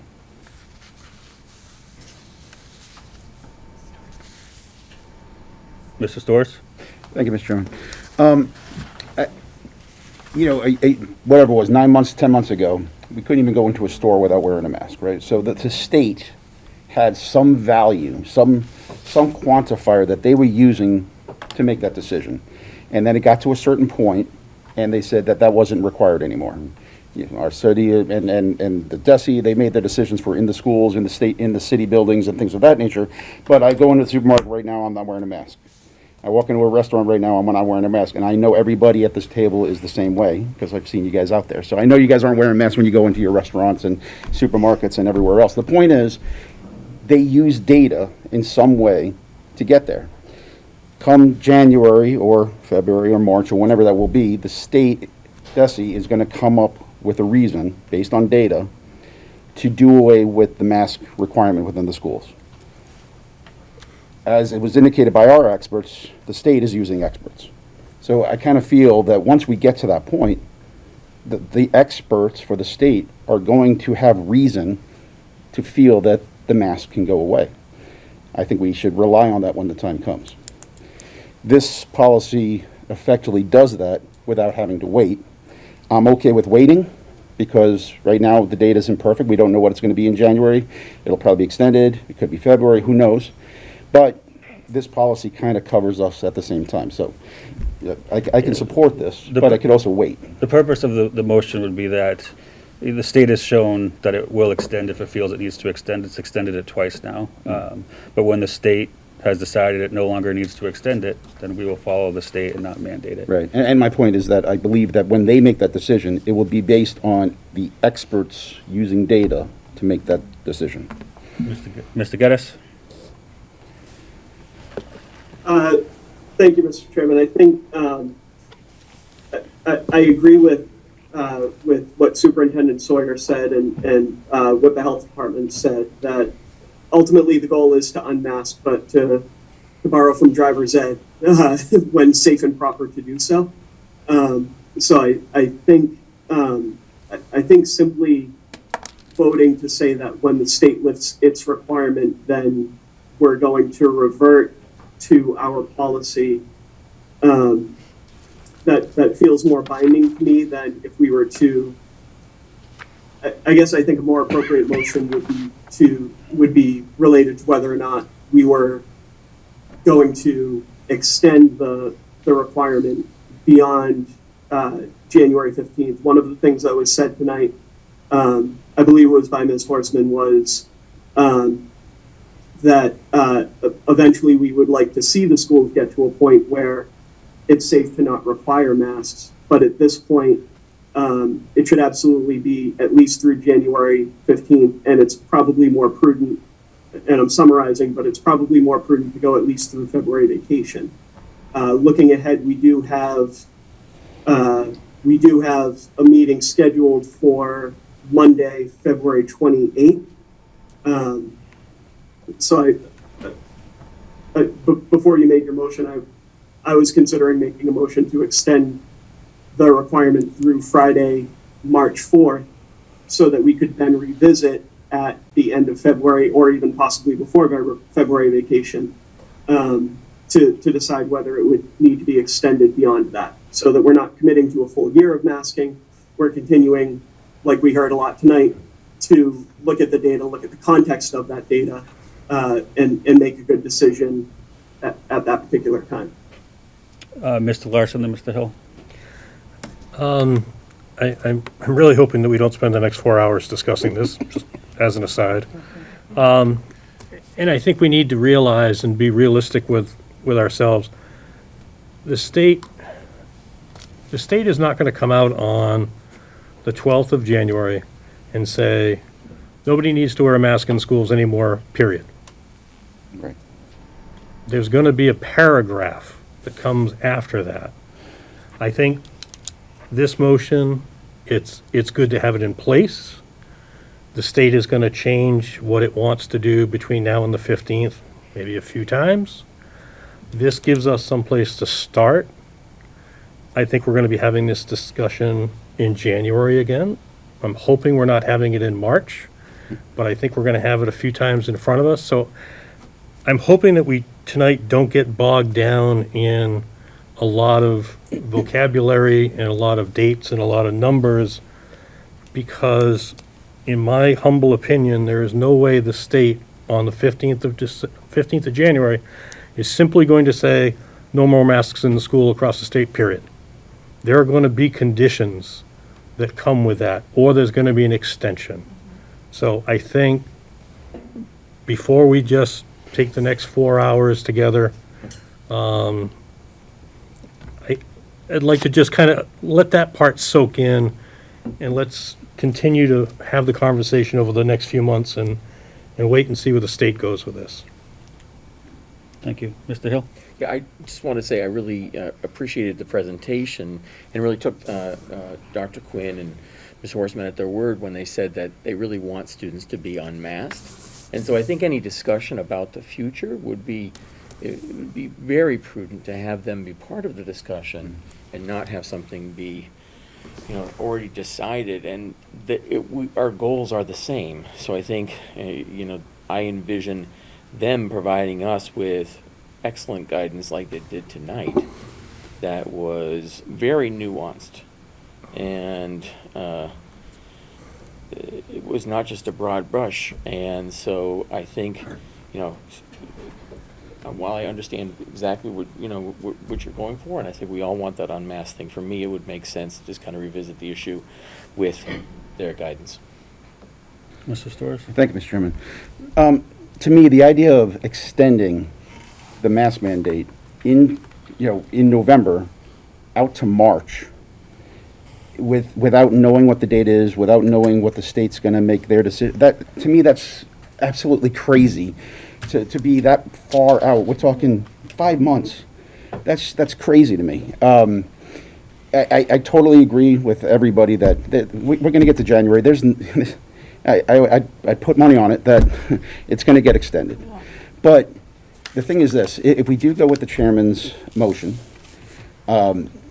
we know that this could be revisited, right? We know that if we get there and somehow or another the state says, yes, no more masks, we don't need the masks anymore, but the data doesn't match what we want and our experts are telling us, no, we shouldn't be doing that, anybody can talk to the chairperson and get this back on the agenda and we can bring it back up for discussion at that time. But having this in place allows us to plan for when the state's experts tell them it's okay to remove the mask. So I do support the motion in that regard, and I know that if we get there and the numbers don't match or there's some other concerns, we're being told by the experts there's other things to think about, I know somebody out of the 9 is going to bring this up again. So I don't have concerns in that regard. Yeah, I'd add to that is that we did that last year. We had a special meeting that was called in December of last year when members felt that the situation on the ground warranted it, and we weren't meeting again.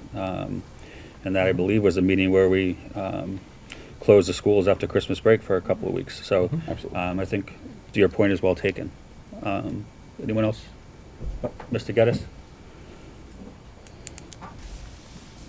Thank you, Mr. Chairman. Mr. Storrs, I agree that voting in November to discuss what should happen in February or even after January 15th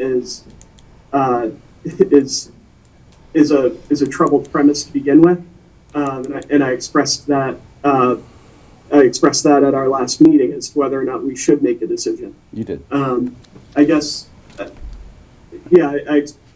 was when we talked about bringing it up at this meeting. I said that my largest concern of discussing it tonight would be that we don't know what the data points, what the relevant information that we would need to make that decision will be on January 15th when we're sitting at November 15th.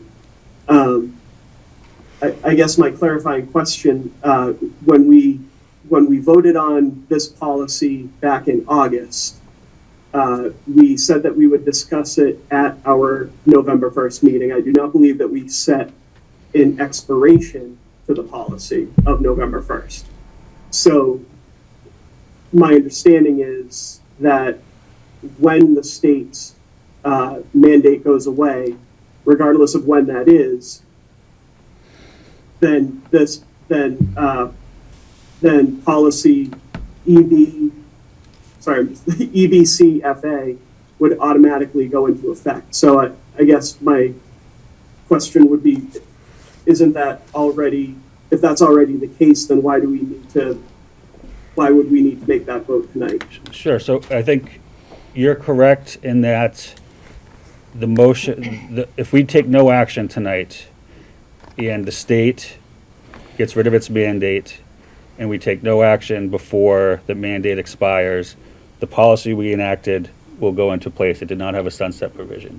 The reason I, as a moving party, made the motion I did is because, in my opinion, when the state removes the mandate that all students wear masks, they will have done so based on the research and the data, and at that point, the provisions in policy EBCFA requiring face masks for middle school and elementary school students would be too stringent, and I believe at that point we would be in a place where we would not need to require masks. So you're correct that the policy would go into effect. The purpose of the motion is so that it wouldn't, so that it would be changed. So, I'm sorry, say that last statement again. You're correct. If we take no action, our current policy would go into effect, but the purpose of the motion is so that would change. is so that we would have a new policy not requiring masks. But if we do nothing, you're right. We don't have to vote to reenact the policy that's in place. Okay, so so there would still be wiggle room within your motion that if so your motion is not precluding any future vote to continue to require masks beyond the state's mandate. So, for example, if they say we're stretching from January 15th to February 1st, the committee could still, someone on the committee could still make a motion and we could still deliberate and vote on extending beyond that February 1st. Correct. We could do that at a regular meeting or a specially called meeting. I mean, we could change any policy, but yes, this would just be the policy that would go into effect, if it was not changed. So the default would be we go along with the state. But we could change it, yeah. Mr. Storrs? It's an important point. Effectively, your policy negates policy EBCFA. I don't know if that needs to be coupled into the motion that was made, if it needs to be amended. I mean, it's obvious that that's the case, but I figured I'd raise it. I think we're all right. Okay. Yeah. I just wanted to put it out there. Thank you for that clarification, Mr. Storrs. Thank you. Mr. Larson? And I think part of the motion that we made a long time ago was that we had to revisit it in 3 months. And that's what we're doing. So by the nature of what we all decided on that night, this is the discussion that we all agreed to have. And if this motion goes forward, it would be that this is what is now in place. Right, and when we revisit it the next time, it would be to revisit this policy. Correct. Any further discussion? Mr. Domenici? I guess I have a qualifying question similar to Mr. Storrs. Would this motion be more about, as head of the policy, you would then have to revise the policy, and then it would have to go through a formal, or we're just saying this is gonna... This would be the form. This will overrule? Yeah. Okay. So the EBCFA would now become the new word. Is that a fair statement? Okay. Yeah, I mean, there's more to that policy than that provision, but that provision would replace the other provisions. In the larger policy, they would still be there. And this is the vote that would put that into effect. So we wouldn't have to go rewrite the policy, bring it back again. Right. This would make that change. Right. My comments, for me, like I struggle with this because, you know, I've certainly erred on the side of caution. I have concerns about unmasked, untested, unvaccinated kids potentially spreading COVID in our schools. But since this all started, even back from when we were trying to figure out how to open schools, I've always been one to say we should be following state's guidance. And that's where I get, you know, it troubles me here because I get frustrated that we have to make these decisions. We are not medical professionals. We are asking medical professionals for opinions, and yes, we have to make policy, and I get that. But, you know, the state punted this for so long.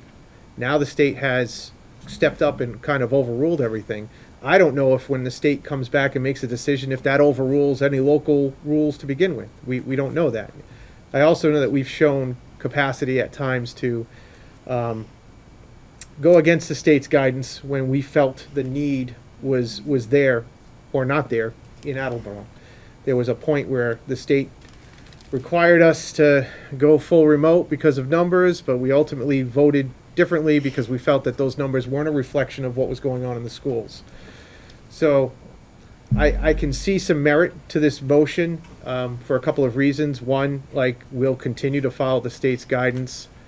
We seem to have confidence, I do too, that guidance is going to extend. But then at that point, you know, we also have the ability as a body. I do agree with Mr. Hill. We should be bringing in our health professionals when we get closer to maybe having to revisit, and nothing says that we can't.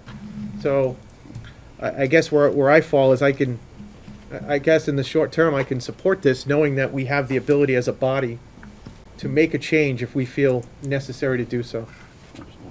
Okay. Mr. Larson? I'm all set. Mr. Gaddis?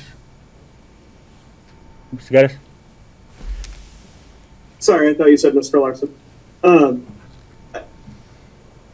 While I do recognize the opportunity to revisit if necessary, and I do agree that I hope the health department will come and participate in future meetings as needed.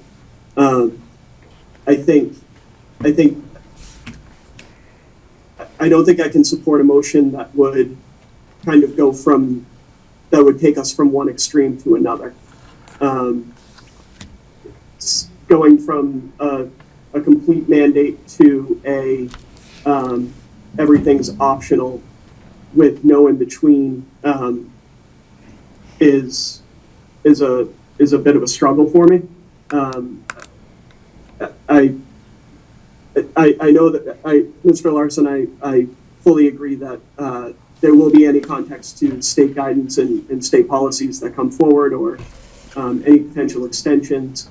But for us to say, even to Mr. Storrs' point earlier, we don't know what we don't know, and we don't know what January 15th will be like. We don't know what anything will be like when the state does remove its mandate.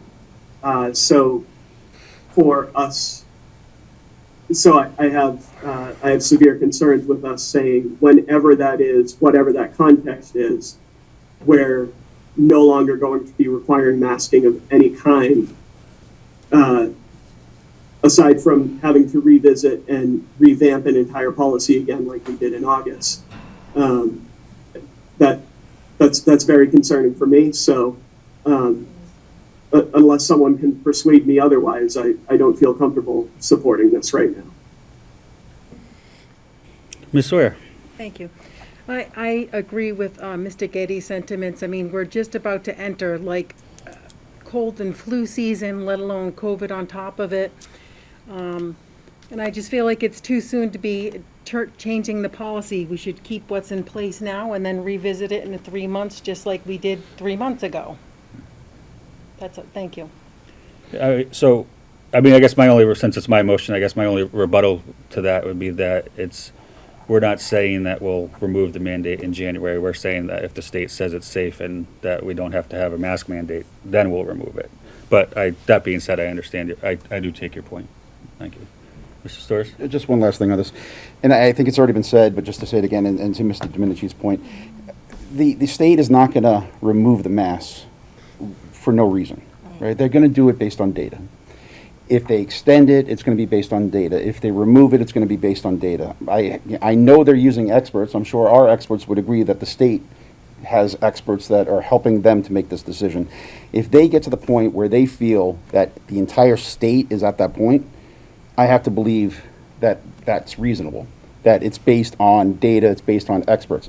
If for any reason anybody in this room, elected person in this room, or the administration, or health experts feel that the state is incorrect when it comes to Attleboro, I know somebody will bring it back to this table and we'll be able to discuss it and act. So I feel, just like Mr. Domenici just said, this is a good policy because I don't believe the state would act for no reason. I believe it'll be based on data, and that's what I always try to make my decisions on. Ms. Porto? I would like to sentiment yours as well. I feel I could support this based on the data and everything that is brought to us. So, Thank you. Ms. Johnson? So, Mr. Sawyer stated that one of the most important things that we should consider with our policy here is that we don't want to put teachers in the position where they are policing students.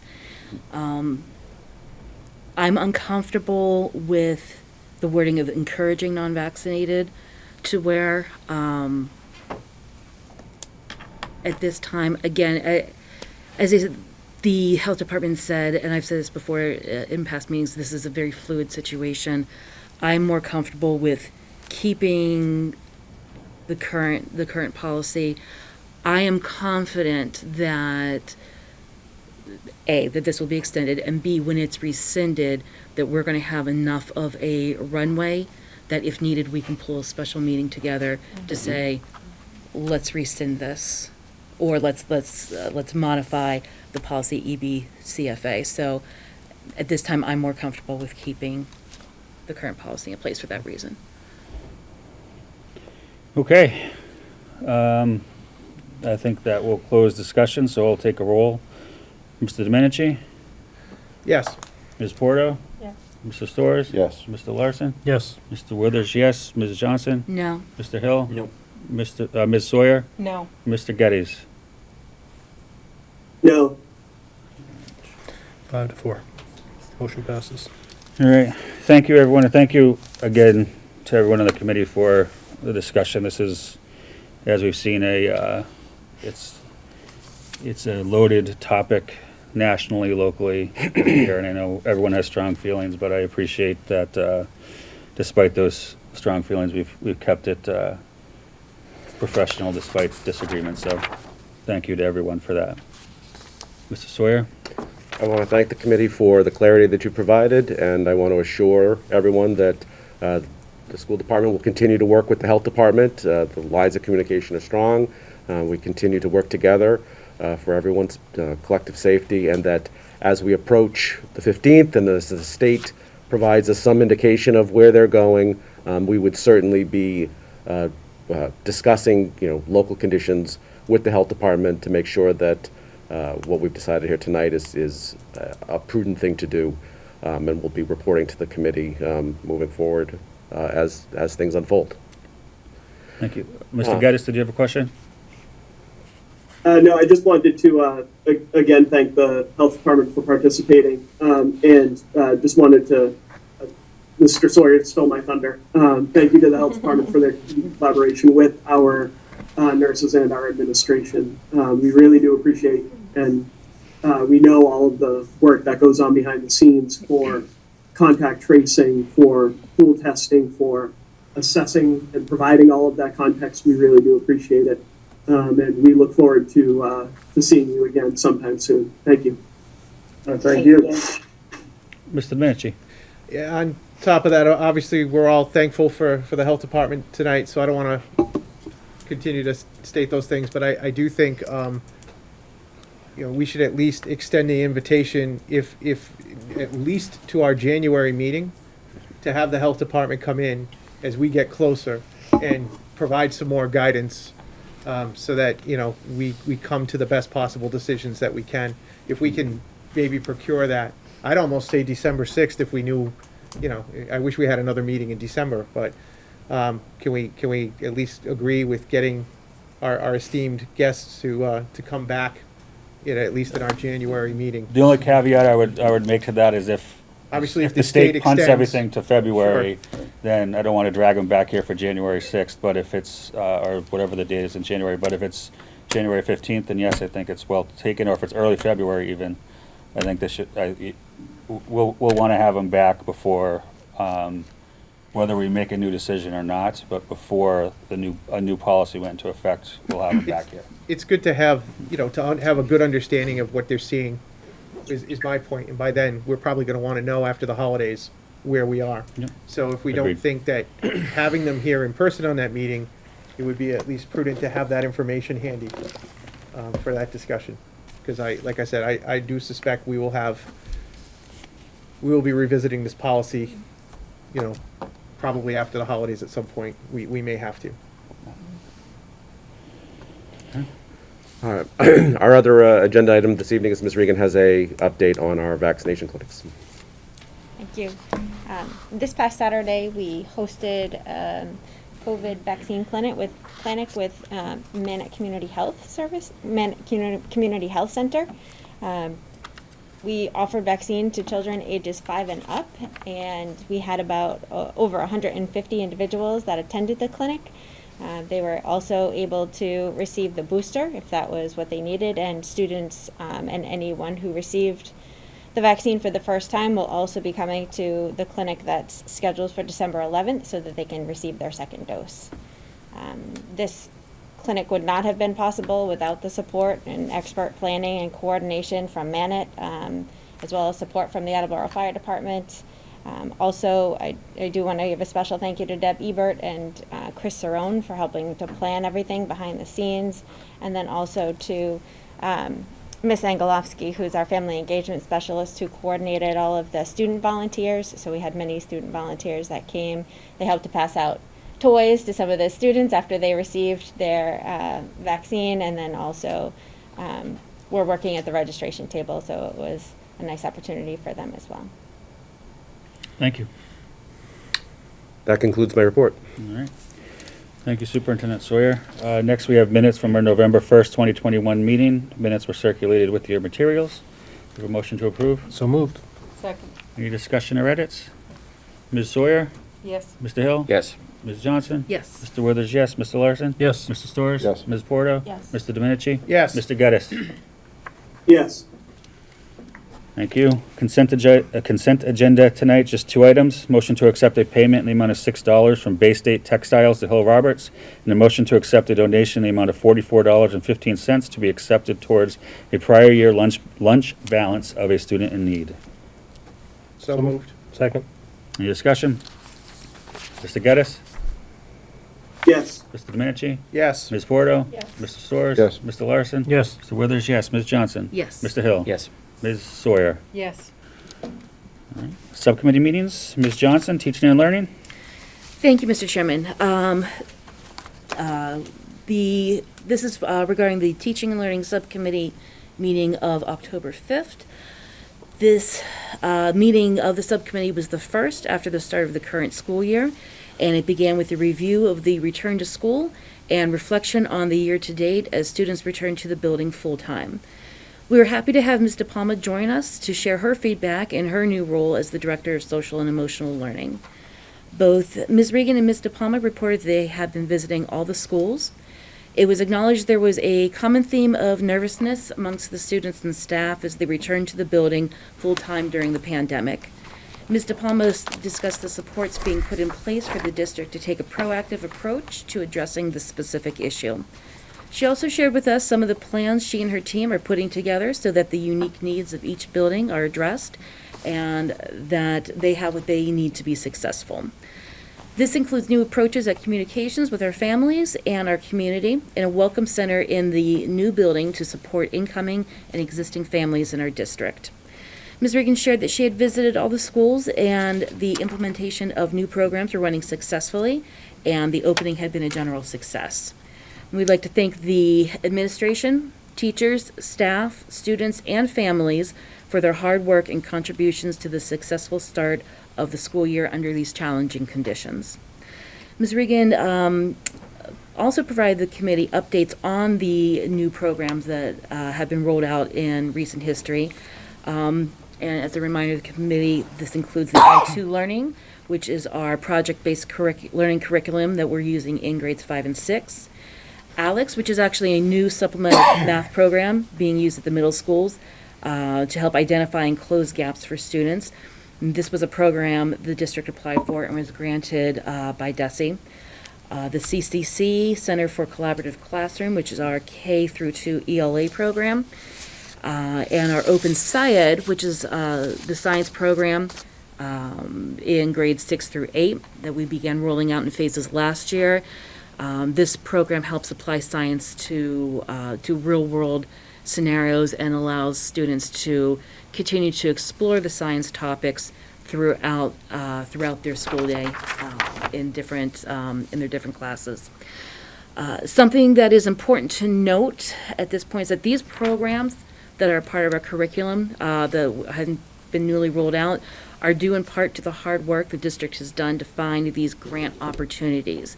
And programs like these are helping keep our district competitive with other districts in the state that already have the budget to provide these courses regularly. So thank you to the administration, Ms. Regan, and all that were involved in finding these grant opportunities.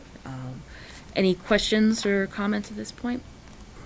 Okay, Mr. Chairman, that concludes my report. Thank you, Ms. Johnson. Next, Policy and Personnel, Mr. Storrs. Thank you, Mr. Chairman. Policy and Personnel Subcommittee met on November 8th. The following motions were brought forth unanimously. The first motion is to note the review date for our policy ADF, Health and Wellness Policy. This policy differs mostly, majority, from the mass policy as it is specific to what we are doing in Attleboro. So there are no changes. I'll take this one on its own. So all of these policies were voted out unanimously, and they're going right up for discussion. So is there any discussion regarding noting the review date for policy ADF, Health and Wellness Policy? Seeing none. Mr. Domenici? Yes. Ms. Porto? Yes. Mr. Storrs, yes. Mr. Geddes? Yes. Mr. Larson? Yes. Mr. Withers? Yes. Ms. Johnson? Yes. Mr. Hill? Yes. And Ms. Sawyer? Yes. All right, passes unanimous. Next, all of these policies, they align with mask, and we are noting the review date, recommending to note the review date. Policy BA, School Committee Operational Goals. BAA, Evaluation of School Committee Operational Procedures. BBBA/BBBB, School Committee Member Qualifications and Oath of Office. BBBC, School Committee Member Resignation. BCA, School Committee Member Ethics. BDD, School Committee Superintendent Relationship. BDF, Advisory Committee of the School Committee. BE, School Committee Meetings. BEDA, Notification of School Committee Meetings. BEDD, Rules of Order. BEDF, Voting Method. BG, Policy Development. BGB, Policy Adoption. BGC, Policy Revision and Review. BGE, Policy Dissemination. BGF, Suspension of Policies. And BK, School Committee Memberships. If anybody would like me to break out any of them, please let me know.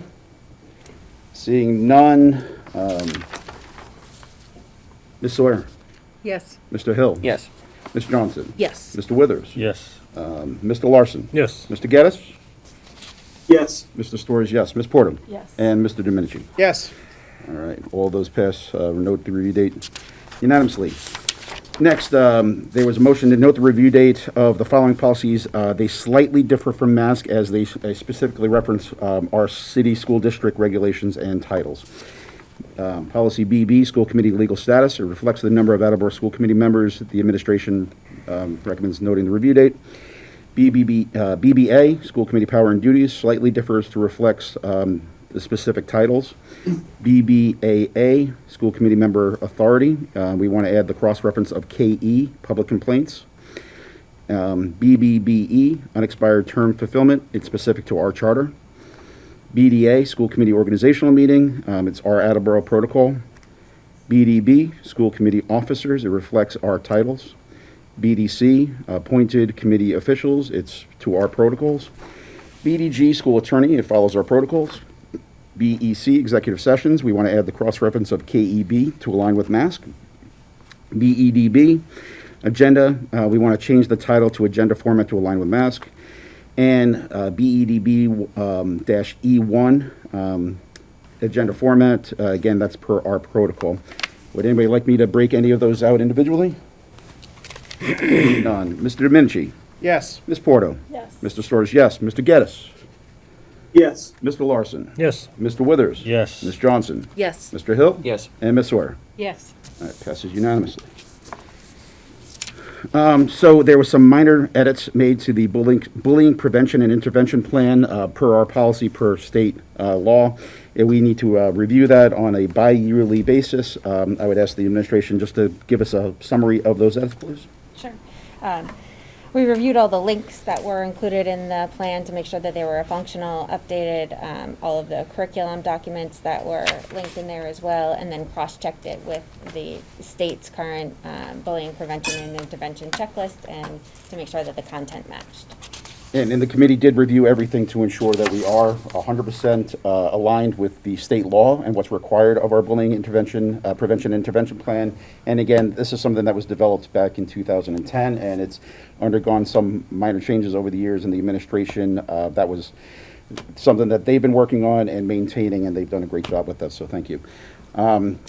Any discussion regarding the minor edits to the bullying prevention and intervention plan that was provided? Seeing none. Ms. Sawyer? Yes. Mr. Hill? Yes. Ms. Johnson? Yes. Mr. Withers? Yes. Mr. Larson? Yes. Mr. Geddes? Yes. Mr. Storrs, yes. Ms. Porter? Yes. And Mr. Domenici? Yes. Yes, unanimous. Next, we have a motion to approve some changes. It's pretty minor overall to the handbook regarding the Chromebook language. So again, if I could ask the administration to summarize, please. Sure, Mr. Storrs. So the district just modified some of their language based upon some guidance we received from DESE stating that we will recover accidental damage for one Chromebook, and then a loaner Chromebook will be provided to the student while that Chromebook is being repaired. If there are subsequent damages to any of the Chromebooks after that, then the charges will be applied to the student, and it'll be part of their obligation moving forward. And so the other update that we added was information specific to charging cables. So we've updated the language on our website to say that if a student loses a charging cable, or if it is no longer working properly, they can purchase their own through the information that's provided on our website. Thank you. Are there any questions or discussion regarding the changes to the handbook? Seeing none.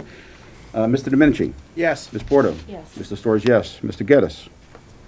Yes. Mr. Larson? Yes. Mr. Withers? Yes. Ms. Johnson? Yes. Mr. Hill? Yes. And Mr. Sawyer? Yes. Ms. Sawyer, sorry.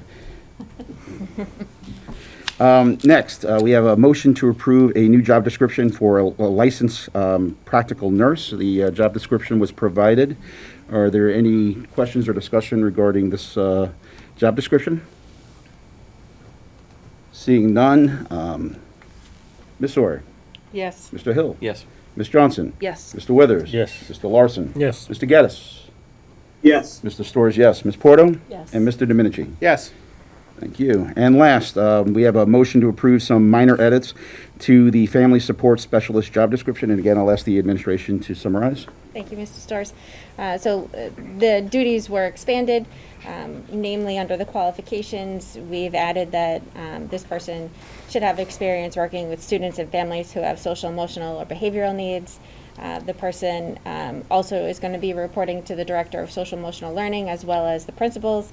And also in the job goal, we also included that this person will be working with students who have behavioral needs, at risk, have truancy or attendance concerns, and then anything that would further impact the student's success in school.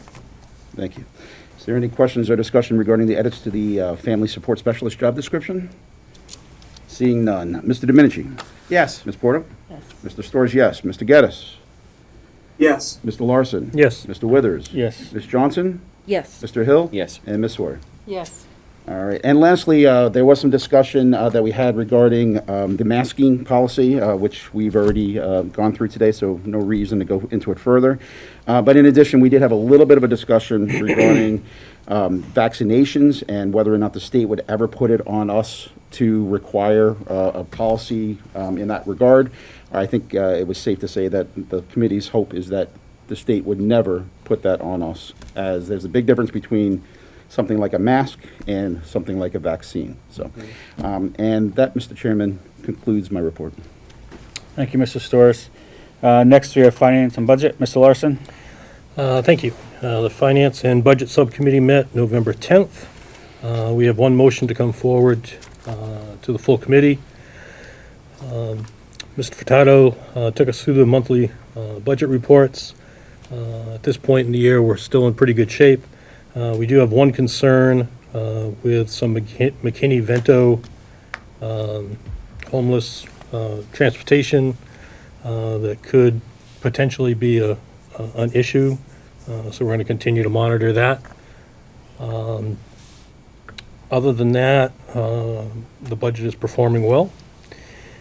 We had an MSBA update and just a few highlights from that. The building next door has now been hooked up to its own utilities, so it's no longer off temporary power, which is a great milestone. They're hoping that in early December it'll be all closed up, so the folks that are working on the school really appreciate that because it's going to get a little colder. They'll be able to put the heat on and actually have it work. There is a tour that is being planned for the middle of December for municipality, elected officials. There is a concern that they're monitoring about the furniture costs in the new school. As everybody realizes, if you've tried to buy a couch lately, they're hard to get and they're a little on the expensive side, with a lot of other things. So up until this point, we've been very, very fortunate from a cost control point of view on the building next door. And it sounds like there are some things to mitigate this, but it is a concern at this point that we'll continue to monitor as the project goes forward.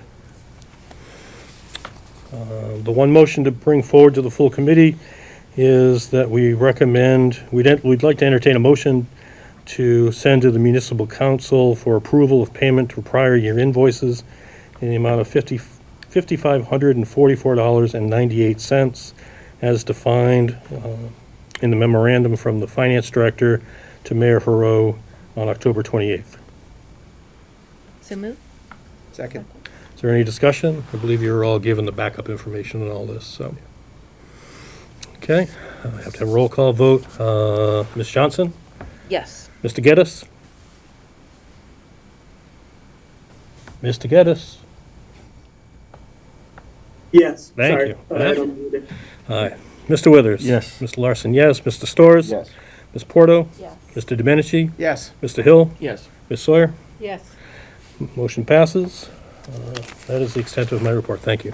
Thank you, Mr. Larson. That concludes our subcommittee reports tonight. Next, we have open forum. If there's anyone who would like to address the committee at open forum, please come forward and state your name and address. Elaine Marine, 500 Mendon Road. Thank you. It's late night, everybody's tired. I'm gonna make this quick. And again, I thank you all because I believe, even though I don't agree with you all, I believe everybody has good intentions in their heart. And I know the weight of your decision regarding the mask. I appreciate all of that, the fear and the caution and your concern for the immunocompromised. But I want you to remember this. We have to know that the immune compromised don't live in a bubble. They go out into the marketplace. They go out in public. Exposure to them can happen at any time. And I don't know, and I wonder why, natural immunity is not entering into the conversation.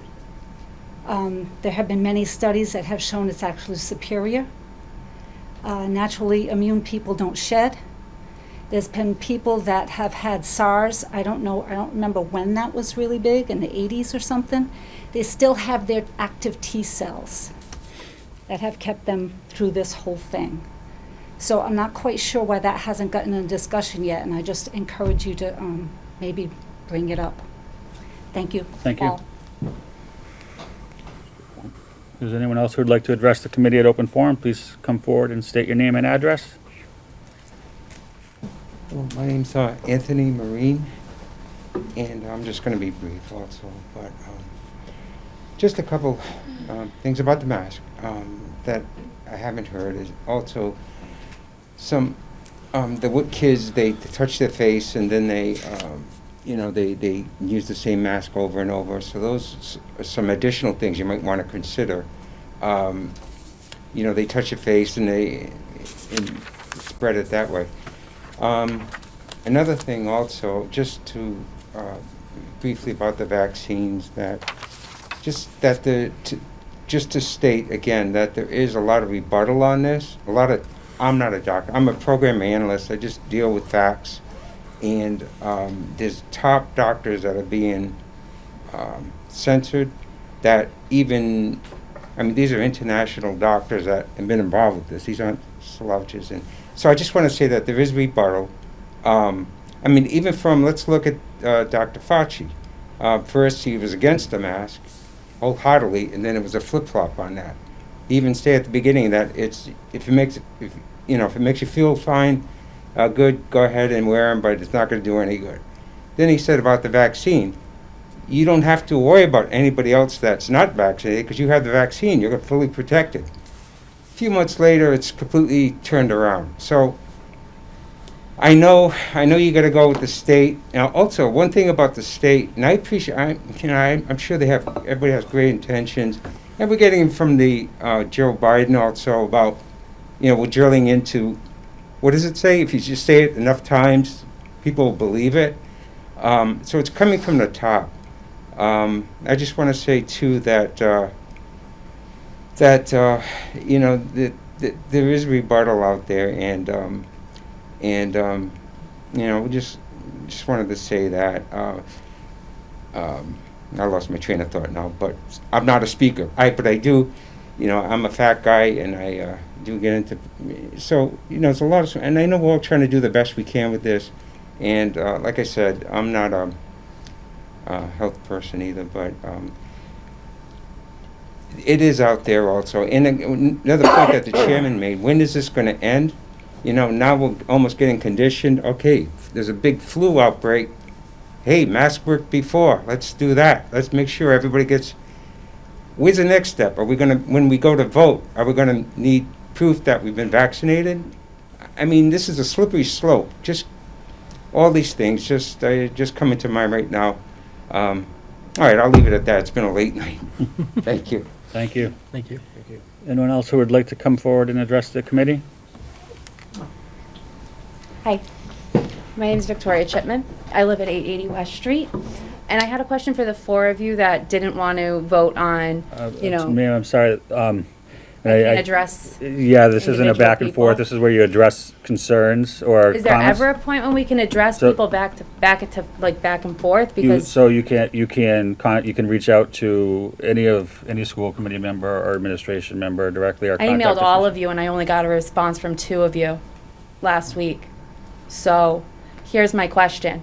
The 4 of you are okay to accept the state's recommendations on masking everybody no matter what? But if they one day decided on January 15th, hypothetically, that they're going to remove the mask mandate, all of a sudden you guys don't trust them enough to go with it? Does that make sense? Does it? It's a yes or no. Well, it's not, again, this isn't where we can't respond. That's not what open forum is, but we certainly hear your I'm question. just, okay, so you want my email address? You can email me your answer. I'm just wondering, because it's getting tiring that there's always 4 people that want to just keep going down the same path. And I'm wondering when we're going to wake up and say, hey, what's the point? You brought up a great point about Florida. No mask mandates. They've been open. They've been fine. Mr. Chairman, I'm sorry, but the mask is not covering neither the face nor the mouth. It hasn't been the whole time, so you've been breathing the same air as me, okay? Ma'am, please finish your thought, please. If you can pull up your mask more, please. Thank you. Eventually, we're going to come out of this, or we're not, right? One way or another. We're either going to do this for the rest of our lives because nobody wants to just stand up and say, let's try something different. You don't have any data on a different Ma'am, idea. can you please pull up your mask? This is televised. Again, as I told you before, it's a mandate. We have no control over it. Please, thank you. We do have control. You guys are just choosing to not have any control. You're choosing to do it. Bottom line, it's been enough of this. And there's nothing else that I can say. It's getting to the point where it's disgusting. We know enough about it now. Ma'am, please pull your mask up. I'm It's going to have to up. cut you off. It's not up. Your mouth is exposed. Where? I can't see my mouth. Like, all I fear is my air going up and clogging my glasses. That's all I'm seeing. So, I'm just asking to do something different instead of just going along with the same thing. You're not even trying anything different. You're not even giving it a trial period where maybe let's see if we can go without a mask. It's just, we're going to do it because this is what they tell us to do, so we got to do it. It just doesn't make any sense. You people all seem smart, but making stupid choices. Is there anyone else who'd like to address the committee at open forum? All right, seeing no one, I'll entertain a motion to adjourn. So moved. Second. Mr. Geddes. Yes. Mr. Domenici. Yes. Ms. Porto. Yes. Mr. Storrs. Mr. Larson. Yes. Mr. Withers, yes. Ms. Johnson. Yes. Mr. Hill. Yes. Ms. Sawyer. Yes.